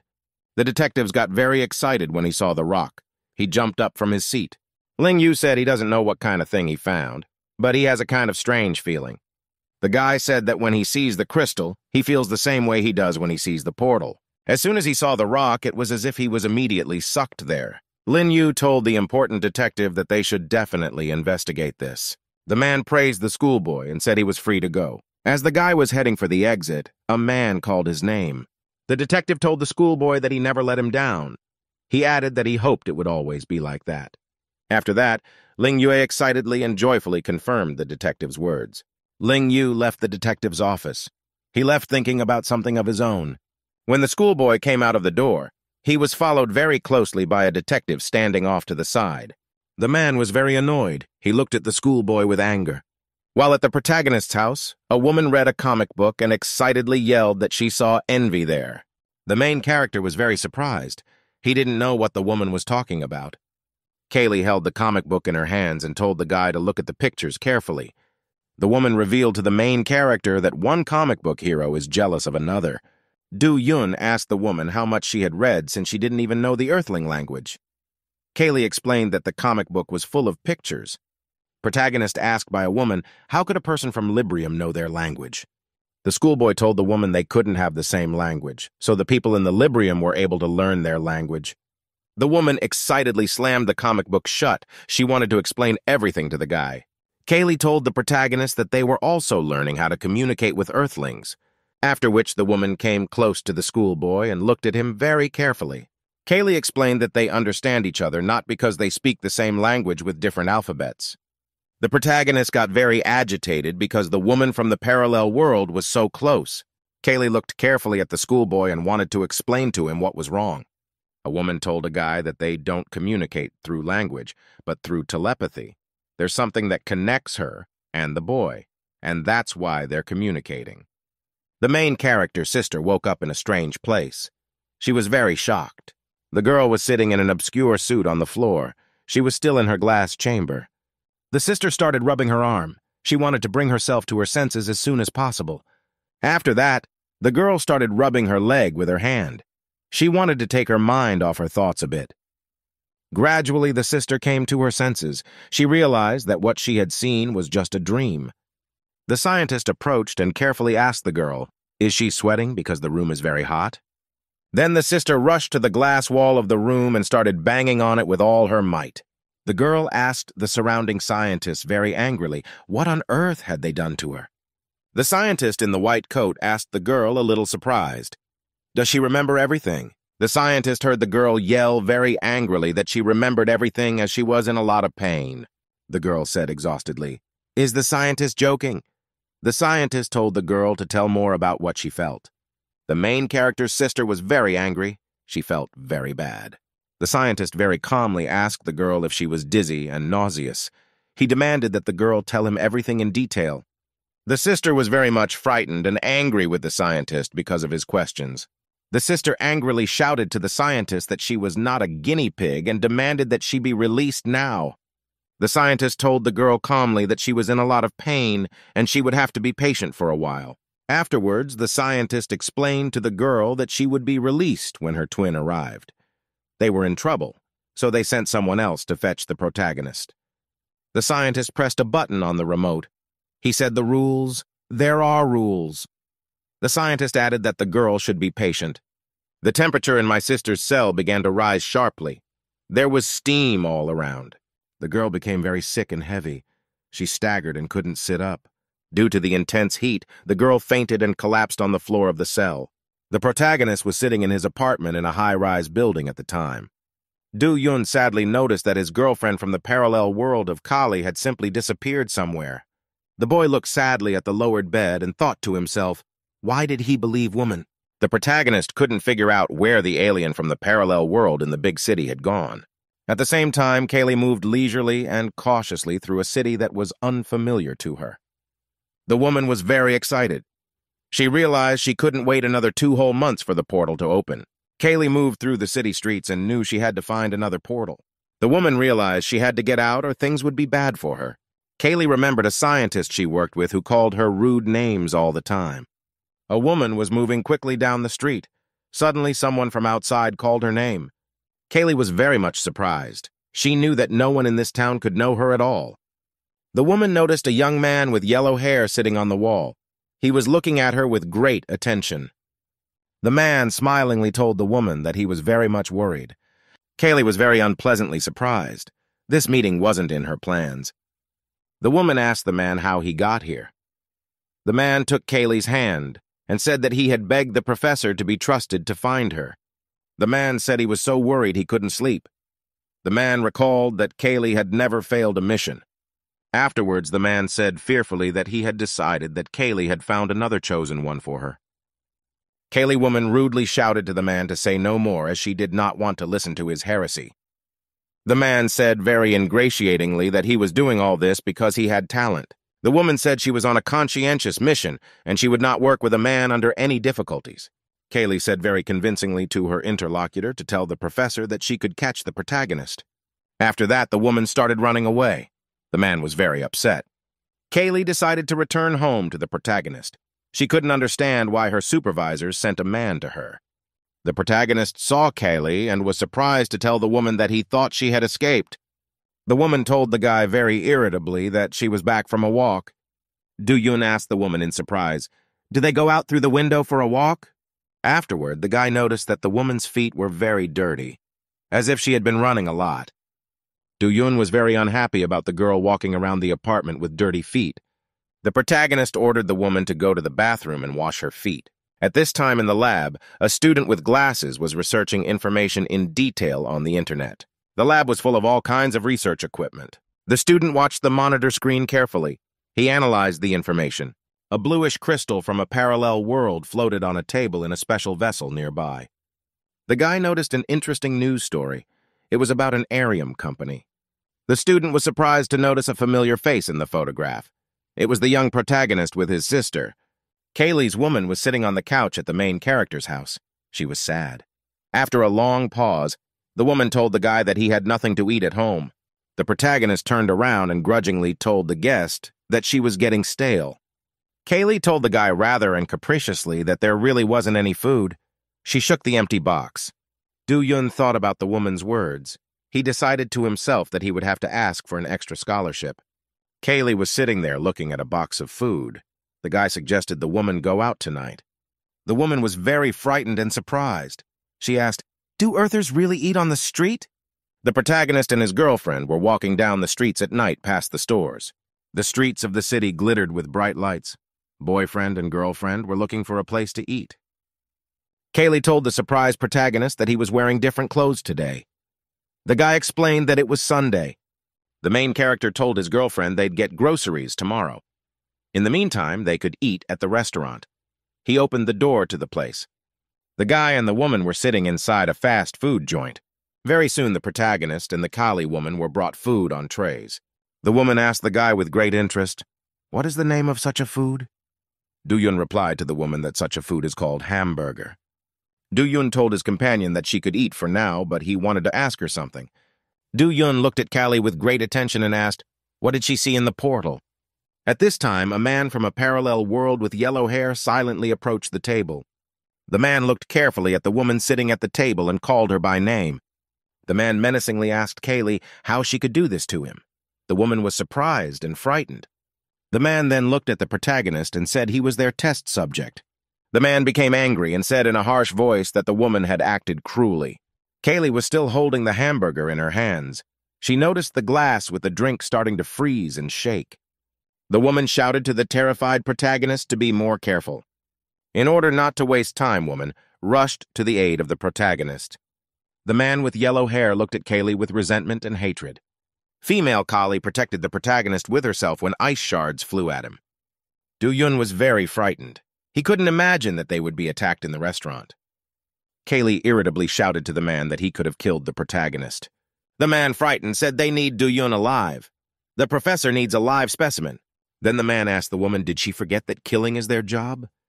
The woman asked the man fearfully and menacingly, how many hours had he been here? Kaylee then grabbed the man and started demanding he tell her where the portal was. The man looked calmly at the woman. Kaylee continued to demand that he answer her. Suddenly, the woman felt the man seem to slip out of her grasp. Kaylee ended up sitting on the floor by herself. There was a pile of ashes around her. The woman was very angry about missing her coworker. The protagonist noticed that he was sitting in a huge puddle of water that was under his feet. The man from the parallel world said that the main character is just as human as the others. Kaylee asked sternly to her colleague, does the latter refuse to obey the professor's order? The man excitedly asked the woman what she liked about Do-yun. The man shouted that the professor was getting rid of those who were no longer useful to him. The woman then accelerated and kicked her co-worker with all her might. Kaylee hit the man with all her might, and he was swept aside afterwards. The man could barely stand on his feet. The woman threateningly demanded that he repeat his words. The man told the woman not to pretend she didn't know. She should know. The man shouted to the woman that she should know what the professor had done. Kaylee again prepared to hit her colleague. The woman didn't have time to strike her opponent. The man managed to grab Kaylee's fist with his hand. The man asked angrily, how could Kaylee stay loyal to the professor knowing how he felt about her? After which, the man threw an ice cube in his rival's direction. Kaylee managed to dodge in time to protect herself from the pile of ice flying at her. The man shouted to the woman that she was just an outlandish animal to the professor. Kaylee grabbed a chair in her hands, and then the woman threw the chair sideways and upwards so that it hit the ceiling. The chair hit the fire department's sensor. There was a very large explosion. The sensor on the ceiling activated, and from it squelched jets of water into the room. The woman decided to attack her co-worker. She rushed towards him, after which the woman began beating the man, demanding that he answer her question. The exhausted man shouted to the woman that he had come to free her. After saying that, the woman stopped hitting the man. The woman was still holding the man by his clothes. She remembered the portal. Kaylee demanded of the man that he immediately answer where the portal he had come through was. The man held out his hand and said in a weak voice that he could tell where the portal was. The woman was looking intently at her colleague. At this time, the man looked in surprise in the direction where the protagonist was. Do-yun was startled to notice how his body began to freeze, starting from his leg. The main character was very frightened. The woman excitedly called out to Do-yun. The man shouted menacingly that if he killed the protagonist, Kaylee would have no reason to stay in this world.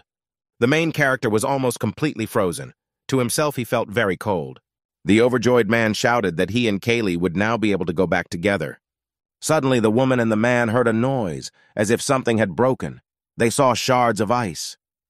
Librium is a special parallel world inhabited by a woman named Kaylee. The world is extremely advanced scientifically, and society is very highly developed. The advanced people of Librium have always been in constant search of knowledge. At one point, a people from a parallel world decided to encroach on the status of gods. Such a decision was fatal and led to a very extensive disaster. Eventually, the rivers in the Librium began to dry up. This became a big problem for people. Then the ground was covered with cracks. Eventually, people had nowhere else to live. After that, the sky in the Librium became covered with gray house clouds. But the ancestors from the parallel world still managed to get a piece of divine power. Their ancestors were able to discover a completely different and very necessary world. A world that is very similar to the former Librium is the earthly world where the protagonist lives. Do-Yun was at home in his apartment with a Kali woman from a parallel world. Protagonist asked the woman, "Have they begun to pass into their world for resources?" The woman told the guy that organisms from her world could only live on Earth for a couple days. The protagonist wondered and wondered. He remembered how Kaylee fought against the man who wanted to take her. Do-Yun remembered the words of the man who said that killing it's their job. The protagonist asked angrily to the woman, "Is it their goal to kill their people?" The woman walked over to the window and calmly replied to the guy that he was absolutely right. Do-Young asked the woman angrily, "Is he harboring a murderer at home?" Kaylee said she had to finish. Kaylee explained that they don't kill the first people they meet, they have specific targets. Protagonist asked by a woman who chooses the targets for assassination, the states or some mafia. Kaylee calmly replied to the guy that they kill a wide variety of people. The target could be ordinary citizens, rich people, or even old people and children. The protagonist angrily clenched his fists and asked, "So why are aliens from a parallel world killing people?" The woman explained to the guy that the same people live in the Librium and on Earth. Kaylee said it could be that Kim Do-Yun's boyfriend died in Librium world. Then the Librium people go to Earth and kill a copy of the protagonist. After thinking for a bit, Do-Yun asked the woman, "Why do they move around and kill copies?" Kaylee replied to the guy that they do that to reduce the risks. There was nothing else she could say to the protagonist. Identical people can't live in the same world at the same time. A visitor can be a maximum of 3 days. The woman added that if the visitor exceeded the limit, he would be thrown back to his world. Do-Yun remembered the case of the man from Librium. Guy asked the woman, "How can she be in the Earth world longer than 3 days?" Kaylee wanted to tell me about her earthly counterpart. The woman reported that her Earth counterpart was dead. As a result, they are not in the same world, and there is no urgency for her to go back. Protagonist asked excitedly by a woman to explain what was going on with his sister to Chi.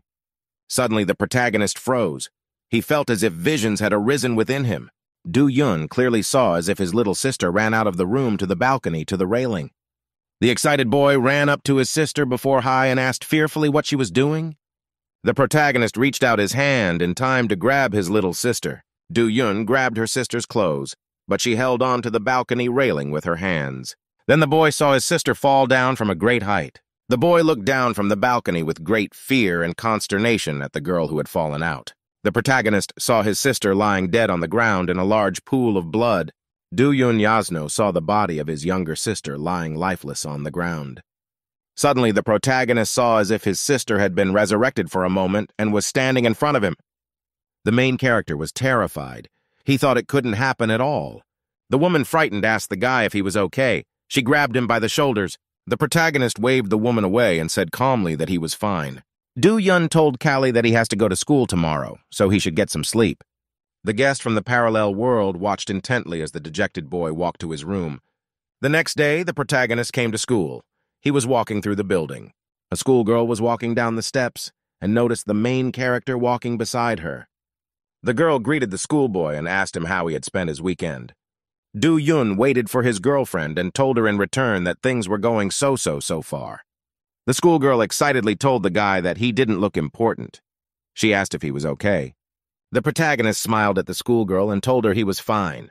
The boy asked with interest to himself as to why they were being drafted. After that, the protagonist swayed sideways. He had trouble staying on his feet. The guy felt he couldn't stand. He leaned in the corner. Suddenly, a female student with blue hair appeared from the side. Maine asked the schoolgirl who was that just next to them. A schoolgirl with blue hair asked the guy unhappily at what's he looking at.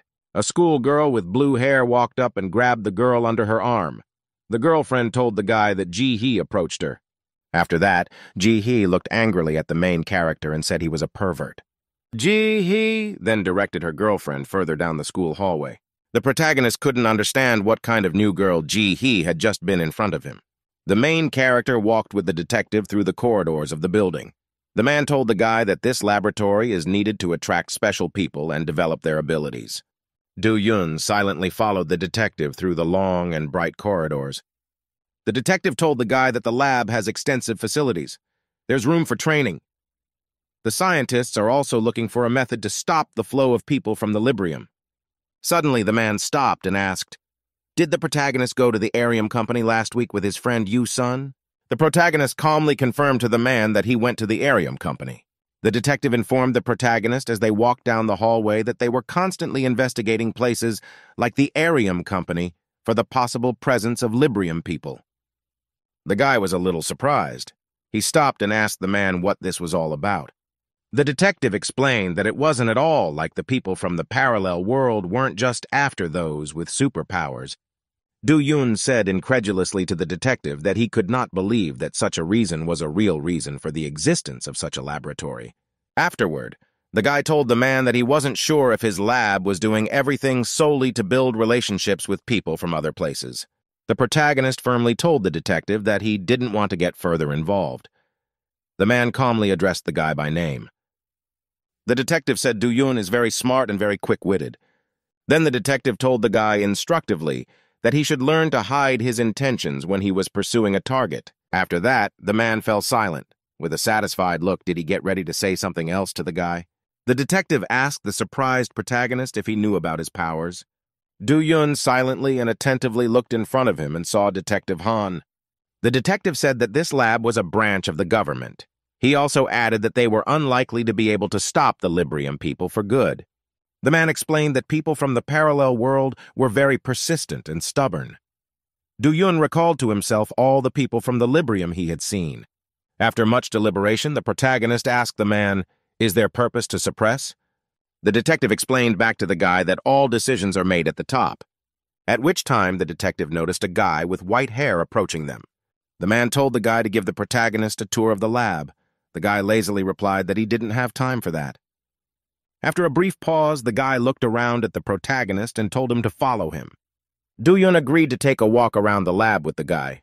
The two of them ended up walking silently down the long and deserted corridors of the lab.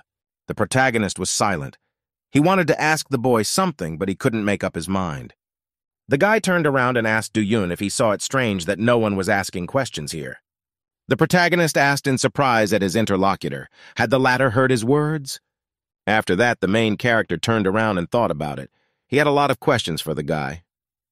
Do-yun excitedly explained to his new acquaintance that there were many things that didn't add up and seemed suspicious to him.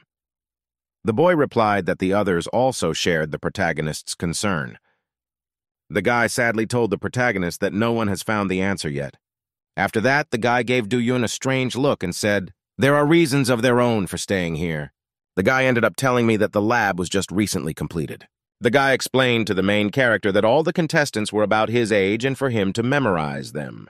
The protagonist had known Ling Yu-sun, a high school student, and Soo-hyun, a girl, for a long time.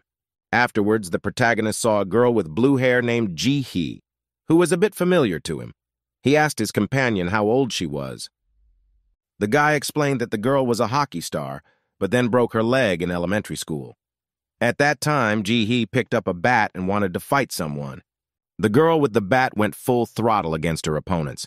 The guy said that Ji-hee was very strong and that the protagonist shouldn't mess with her. Ji-hee was swinging the bat in all directions. She shouted to the SU hen girl to relax. So-hyun's girlfriend was very excited. She cheered herself up by saying that she could handle it. Ji-hee attacked the girl Soo-hee with her bat with a great run and swing. After that, Ji-hee was surprised to see that her opponent was able to repel the attack. Ji-hee was surprised as the girl was able to repel the attack with fire. Soo-hee said angrily to her rival that she was underestimating her. Ji-hee stood and held the bat in her hands. She was preparing for an attack from her rival. Soo-hee was running at full speed. She yelled for Ji-hee even she didn't think it would be easy. Ji-hee watched as her rival ran at her at full speed. She thought it would be easier if Soo-hee recognized everything right away. Ji-hee then crouched down and got ready to jump. She thought that her rival was very stubborn. Ji-hee thought to herself that effort alone might not be enough. At this time, the running Soo-hee looked at her rival with fear. It quickly became apparent that the bat Ji-hee was holding was very large. After that, Ji-hee angrily asked the girl, "Can Soo-hee burn such a huge bat?" The protagonist watched the girls fight. He thought to himself fearfully that he should be careful with Ji-hee. The guy reported that there was a Jun-pee sitting on the steps, who is Detective Han's younger brother. At the end, the guy said there was someone else he wanted to introduce to the main character. The guy pointed to a girl with yellow hair and said her name was Hai-Su-nuna. Hai-Su-nuna is a very quiet girl, so no one knows what's on her mind. The guy added that the Chi-Su girl knows how to say hello, so the protagonist can feel free to do so. After that, the main character got really scared. He saw a girl named Jahul who was angry. Ji-hee girl asked very angrily what happened to Jun-pee and why did he stand up there. The protagonist overhears a guy named Junpyo talking to a girl named Ji-hee in a very angry manner. Soo-hen ended up having to grab Ji-hee's girlfriend and hold her down to calm down. In the science lab at the time, there was a professor and a man sitting at the console. The man was silent. He felt guilty for not being able to guide Kaylee and the protagonist. The professor shouted angrily to the man that he could not be trusted. He was sent to bring the woman and the boy here. The man tried to justify himself. He explained that Kaylee couldn't return because the portal was closed. The professor angrily told the man that he didn't need people like that who couldn't follow a simple order. The man stood and silently listened to the insult from the professor. He was silent. He was silent. At which time the man heard a very loud noise from the side. He turned to the side. The man saw the protagonist's sister sitting in the cell looking at him. The girl saw the man looking at her and showed him a finger in response. The man thought to himself that the girl even had the same expression as her brother. At that time, the woman was in the training range. She was learning how to hit targets. Suddenly, the woman noticed that her gun was completely out of ammunition. Hee-soo heard a dry click in the gun. That was the end of her training. The woman realized there was no more ammunition left to shoot at all. Hai-su-nuna thought very sadly to herself that it was all over for her for today. On a clear and fine day, a man was walking with a woman through the city streets with a cup of coffee. The man said cheerfully that there was good weather all around. He walked to the front. The man said it was getting colder and winter was coming. He asked the woman if the guy was still in the basement. Hai-su-nuna remembered the computer guy and said he didn't want to go out in the sunlight. The man smiled to himself because of the guy's hatred of daylight. The woman told her interlocutor that the man's coffee was shaking. The man hesitated. He didn't answer anything to the woman and just stood silent. The woman thought surprised to herself that she didn't see any reaction from the man. A man was drinking coffee and heard Hai-su-nuna telling some old woman that you can't sell on the street. The old woman excitedly replied to the woman that she had been trading here for 5 years. Chi-su replied that it was all illegal. The old woman then grabbed the woman by the arm and asked her to turn a blind eye to the offense. Hai-su replied that she could not. The old woman began to gather herself. She didn't like the way the woman was treating the old man. The man and the woman watched the old woman gradually moving away from them for a long time. The man gently told the woman that she could have allowed the old woman to stay. He replied that the law was the law. Then the man noticed calmly that the woman was cold as ice. He asked her how the children were. The woman hesitated. She was not at all pleased to hear such a question from her interlocutor. After that, he replied to the man that her children seemed to be fine. The woman stared long and intently into the coffee in her cup. She wanted to distract herself from her thoughts. At this time in the training room, girl Ji-hee continued to fight against the protagonist. Ji-hee looked at her Do-yun carefully. She fought against him with a battle stick. The protagonist watched fearfully as the launched battle stick flew at him. After that, Ji-hee easily sagged down and prepared to attack her opponent further. The guy managed to dodge to the side in time to defend himself from the battle stick. Without wasting a moment, the Ji-hee girl accelerated and ran at full speed towards Do-yun. The protagonist was scared. He realized he might not be able to defend himself against the girl's attack. Ji-hee was running towards the main character. The guy felt like he couldn't move. After that, the girl punched the guy in the face with her fist anyway. He only managed to squeeze his eyes shut. The guy felt that the blow did not reach the target. He very carefully and slowly opened his eyes. The protagonist noticed that the girl Ji-hee took her hand away from him. Ji-hee girl grabbed the battle stick with a very quick and dexterous movement. The guy was startled and jerked to the side. Ji-hee girl looked at the protagonist with a very cute and calm gaze. The Ji-hee girl waved her stick next to the protagonist at great speed. After that, the girl, waving a stick, cheerfully asked the guy, "Doesn't he do his exercises in the morning?" Do-yun was a little scared. The girl shouted that the guy had poor stamina and a stiff body. In a fight, he would be killed right away. The protagonist was angry at such words. He decided to activate his powers. Do-yun angrily called his rival a contagion and rushed to attack her. The girl was completely calm. The lad made attempts to attack his rival. She dodged with agility and at great speed. Once again, the protagonist swung to hit his rival and she ducked. After that, the Ji-hee girl suddenly appeared behind the protagonist and hit him with a stick. After a strong blow from the back from the girl, Do-yun fell to the floor. Do-yun lay exhausted on the floor. He could no longer get up. He had no strength. Ji-hee girl told the recumbent protagonist that he would have to get used to it and as soon as possible. The girl held a stick on her shoulder and sternly told the guy that they weren't fighting ordinary people. The protagonist lay exhausted on the floor. He didn't have the strength to object to the girl in any way. Suddenly, girl Ji-hee heard some noise from above. She raised her head. Ji-hee noticed Lin Yu's boyfriend standing by the window with his girlfriend Soo-hee.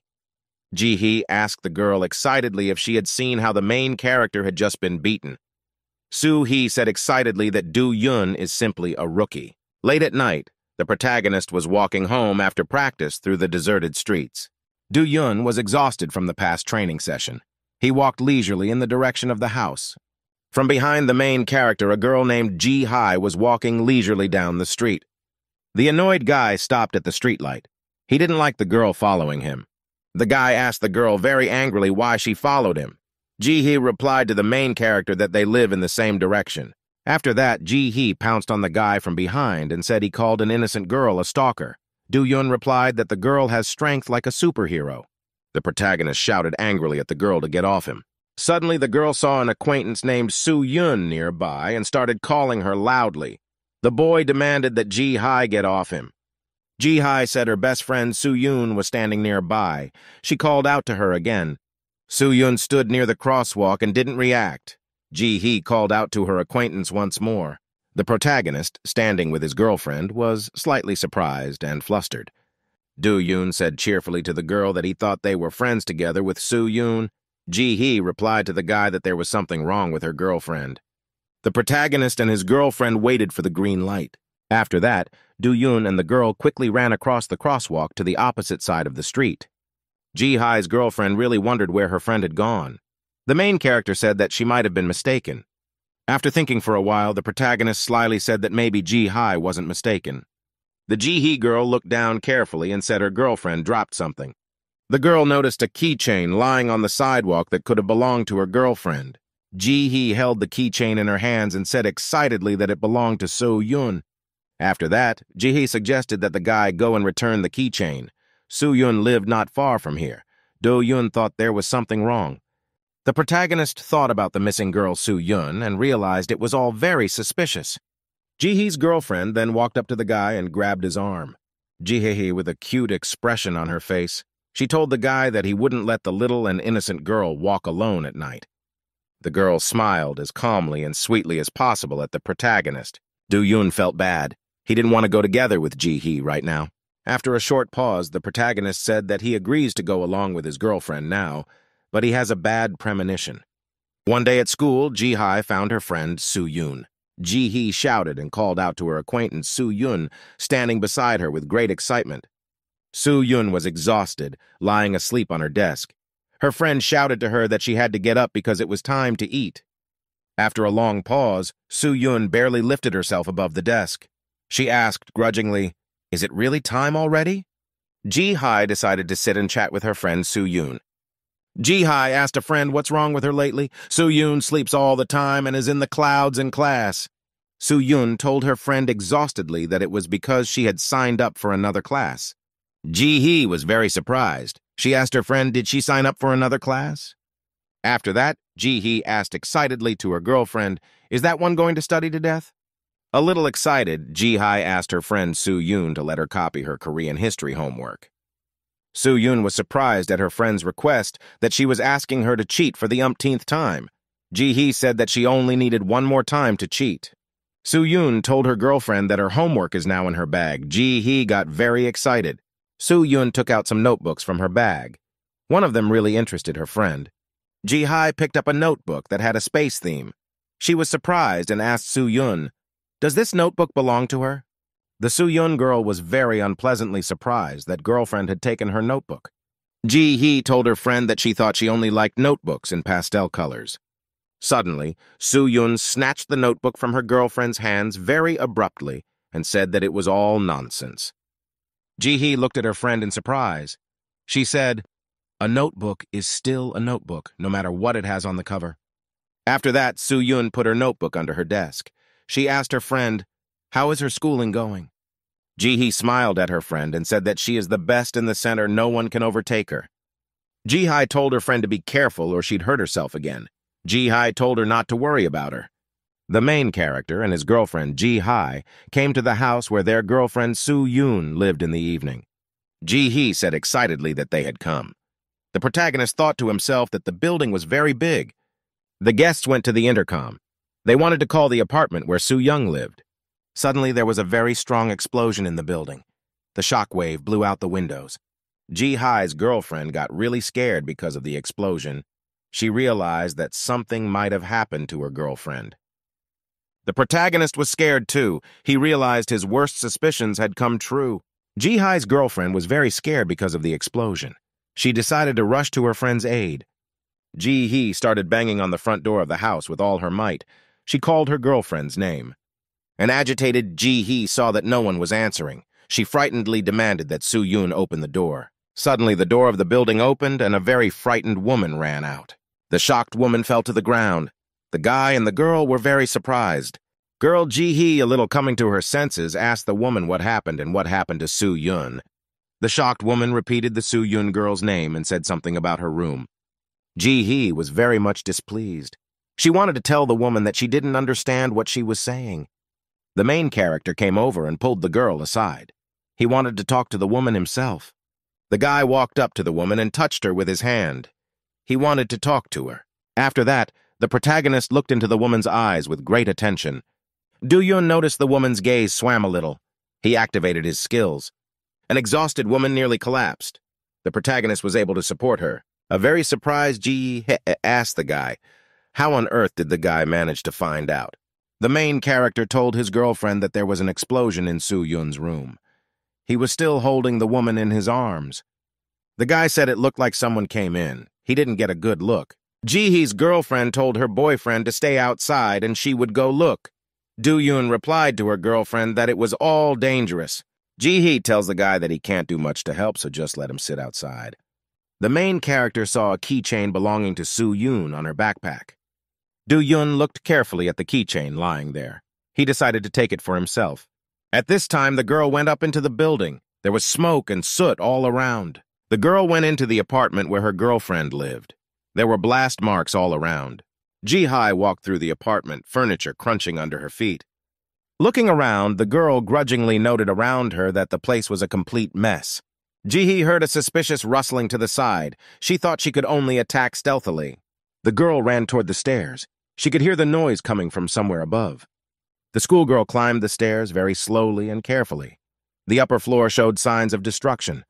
Ji-hee walked up slowly, treading her feet carefully on the steps. She was very cautious. The girl looked carefully at the floor. There was wall debris lying on the floor all around. Ji-hee walked very slowly across the floor. She thought she couldn't feel anyone. After which the girl peered carefully through the broken doorway. Ji-hye walked into the room. She saw her friend Soo-young sitting at the table as if nothing had happened. The girl went up to her friend and said cheerfully that she was very pleased that the latter was all right. The happy girlfriend suggested that Soo-yoon get out of the building as soon as possible because it was dangerous. The Soo-yoon girl sat at the table without any emotion and looked in front of her. After a short pause, Soo-yoon turned her head and looked at Ji-hee. Ji-Hi's girlfriend got really scared. She realized that her girlfriend was not sitting in front of her. There was a big explosion at the top of the building. The main character was outside at the time. Do-Yun was very much frightened and agitated because of the repeated explosion. The guy was holding a keychain. He figured he didn't know how many enemies were in the building, but Ji-Hi was certainly outnumbered. After the strongest blow, the girl Ji-Hi flew back to the wall and stood there unconscious.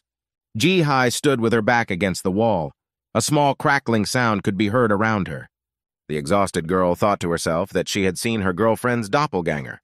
The Soo-Yun girl stood and stared at her girlfriend with an unseeing gaze. Ji-Hi looked closely and immediately realized that her friend was standing in front of her, but there was something wrong with her. At that time, the building began to shake very violently. The walls began to crack and windows and doors began to fall out. Ji-Hi noticed that because of the shaking, something started falling on her and needed to be rescued. At the very last moment, Ji-Hi managed to bounce to the side so she wouldn't get caught. Ji-Hi angrily and excitedly told her girlfriend to calm down. At this time, the girl noticed broken glass sprinkled on the ground from above in front of her. Soo-Yun stood in the middle of the room. Rocks and shards were flying around her. After that, Ji-Hi realized she had to defend herself. She decided to use the fallen door to do so. Ji-Hi protected herself with the door as the shards flew at her. She realized that someone was controlling Soo-Yun's mind. Ji-Hi thought to herself that she couldn't sense anyone else's presence. She was still holding the door in front of her. Then the girl felt someone approaching. Ji-Hi turned her head to the side and saw the main character walking towards her. The guy was very surprised by everything that was going on. He froze in place and didn't say a word. The LDIE girl looked at the guy and shouted excitedly, "So why is he here?" At that time, Soo-Yun's girlfriend turned her head to the side. She saw the main character. There was a very strong and bright explosion at the place where the Soo-Yun girl was standing. The main character shouted loudly to his girlfriend Ji-Hi to run away. Ji-Hi realized that she couldn't waste time. She accelerated and started to run away. There was a deafening explosion in the room that blinded the protagonist. Do-Yun fearfully covered himself with his hands to avoid being caught in the explosion. After a brief pause, the protagonist opened his eyes and looked around. The protagonist saw Ji-Hi's girlfriend being slammed against the wall with all the force of the blows. The frightened girl asked the boy, why did he come, since she told him not to go.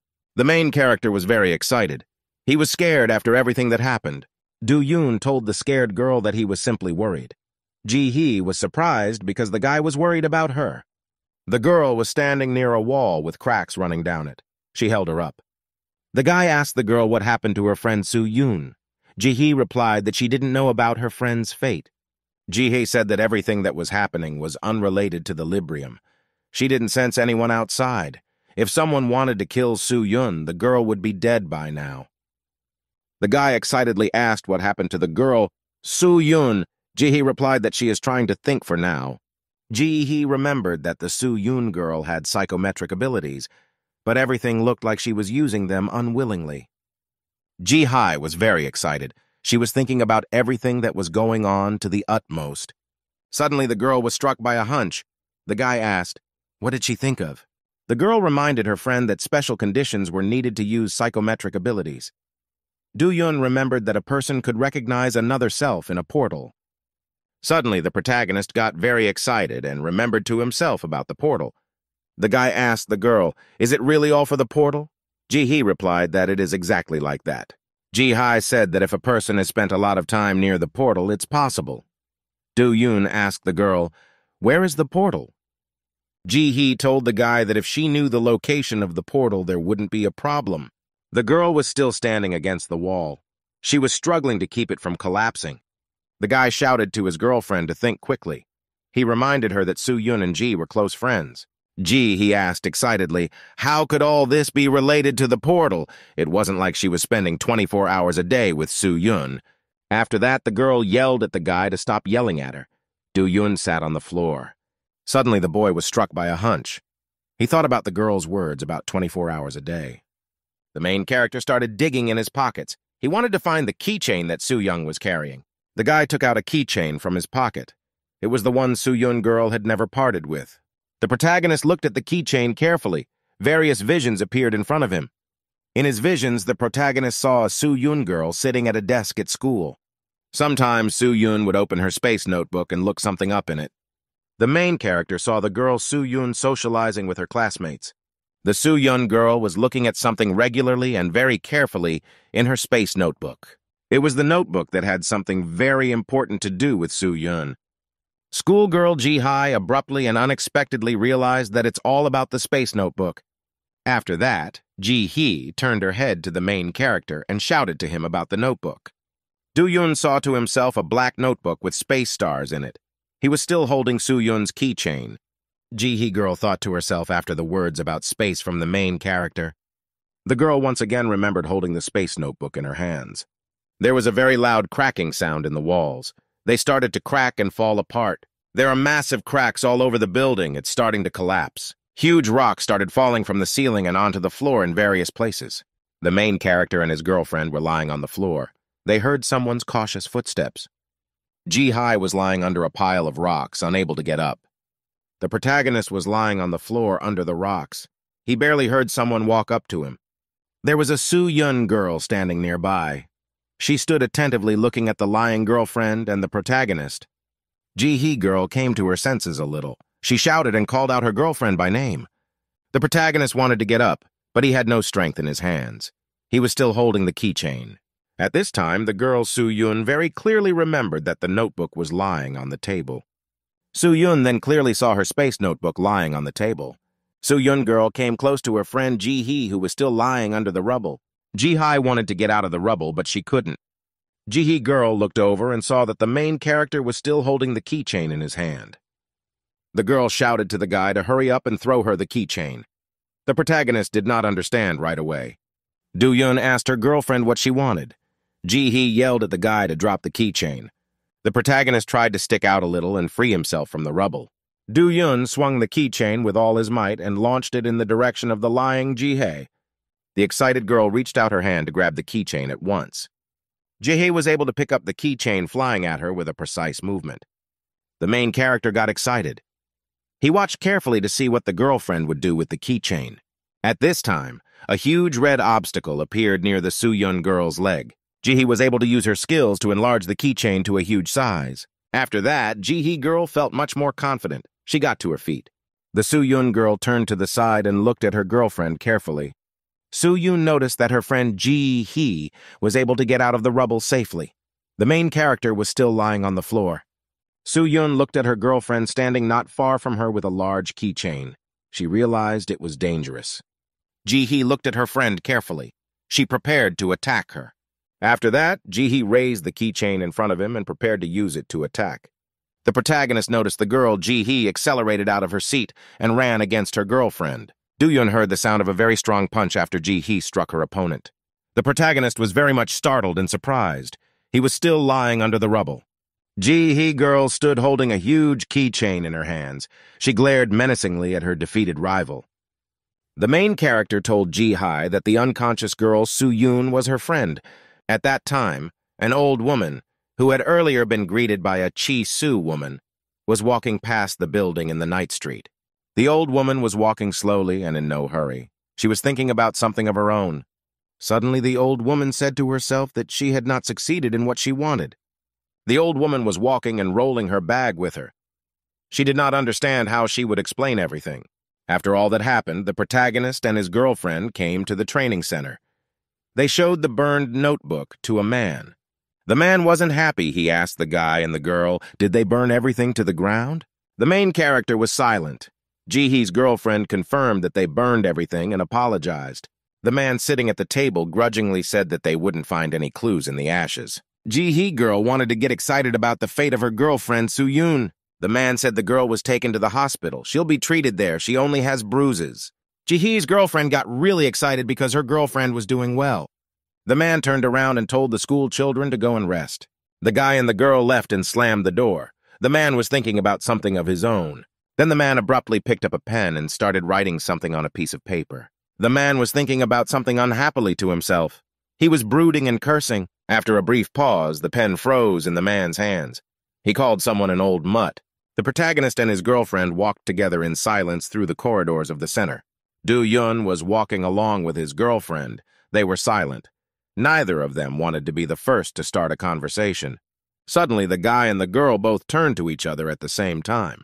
The protagonist looked at his girlfriend in surprise and said she could speak first. Ji-hee told the guy a little shyly that she was the reason he was in a jam. The girl modestly apologized to the schoolboy. The guy looked at her and remained silent. After a brief pause, the protagonist told his girlfriend not to worry, as it wasn't her fault. Ji-hee asked the schoolboy what did he want to ask her. The protagonist reminded his girlfriend that she had said earlier that being near a portal for a long time affects a person. Do-Yun said that everyone who was near the portal could get symptoms like Su-Yun's. He added that something else could happen. The intrigued Ji-hee asked the guy, what else could happen? Do-Yun stood there and remained silent. The protagonist asked slowly, can someone gain abilities without seeing themselves from another world? Ji-hee girl thought deeply about the words she heard from the main character.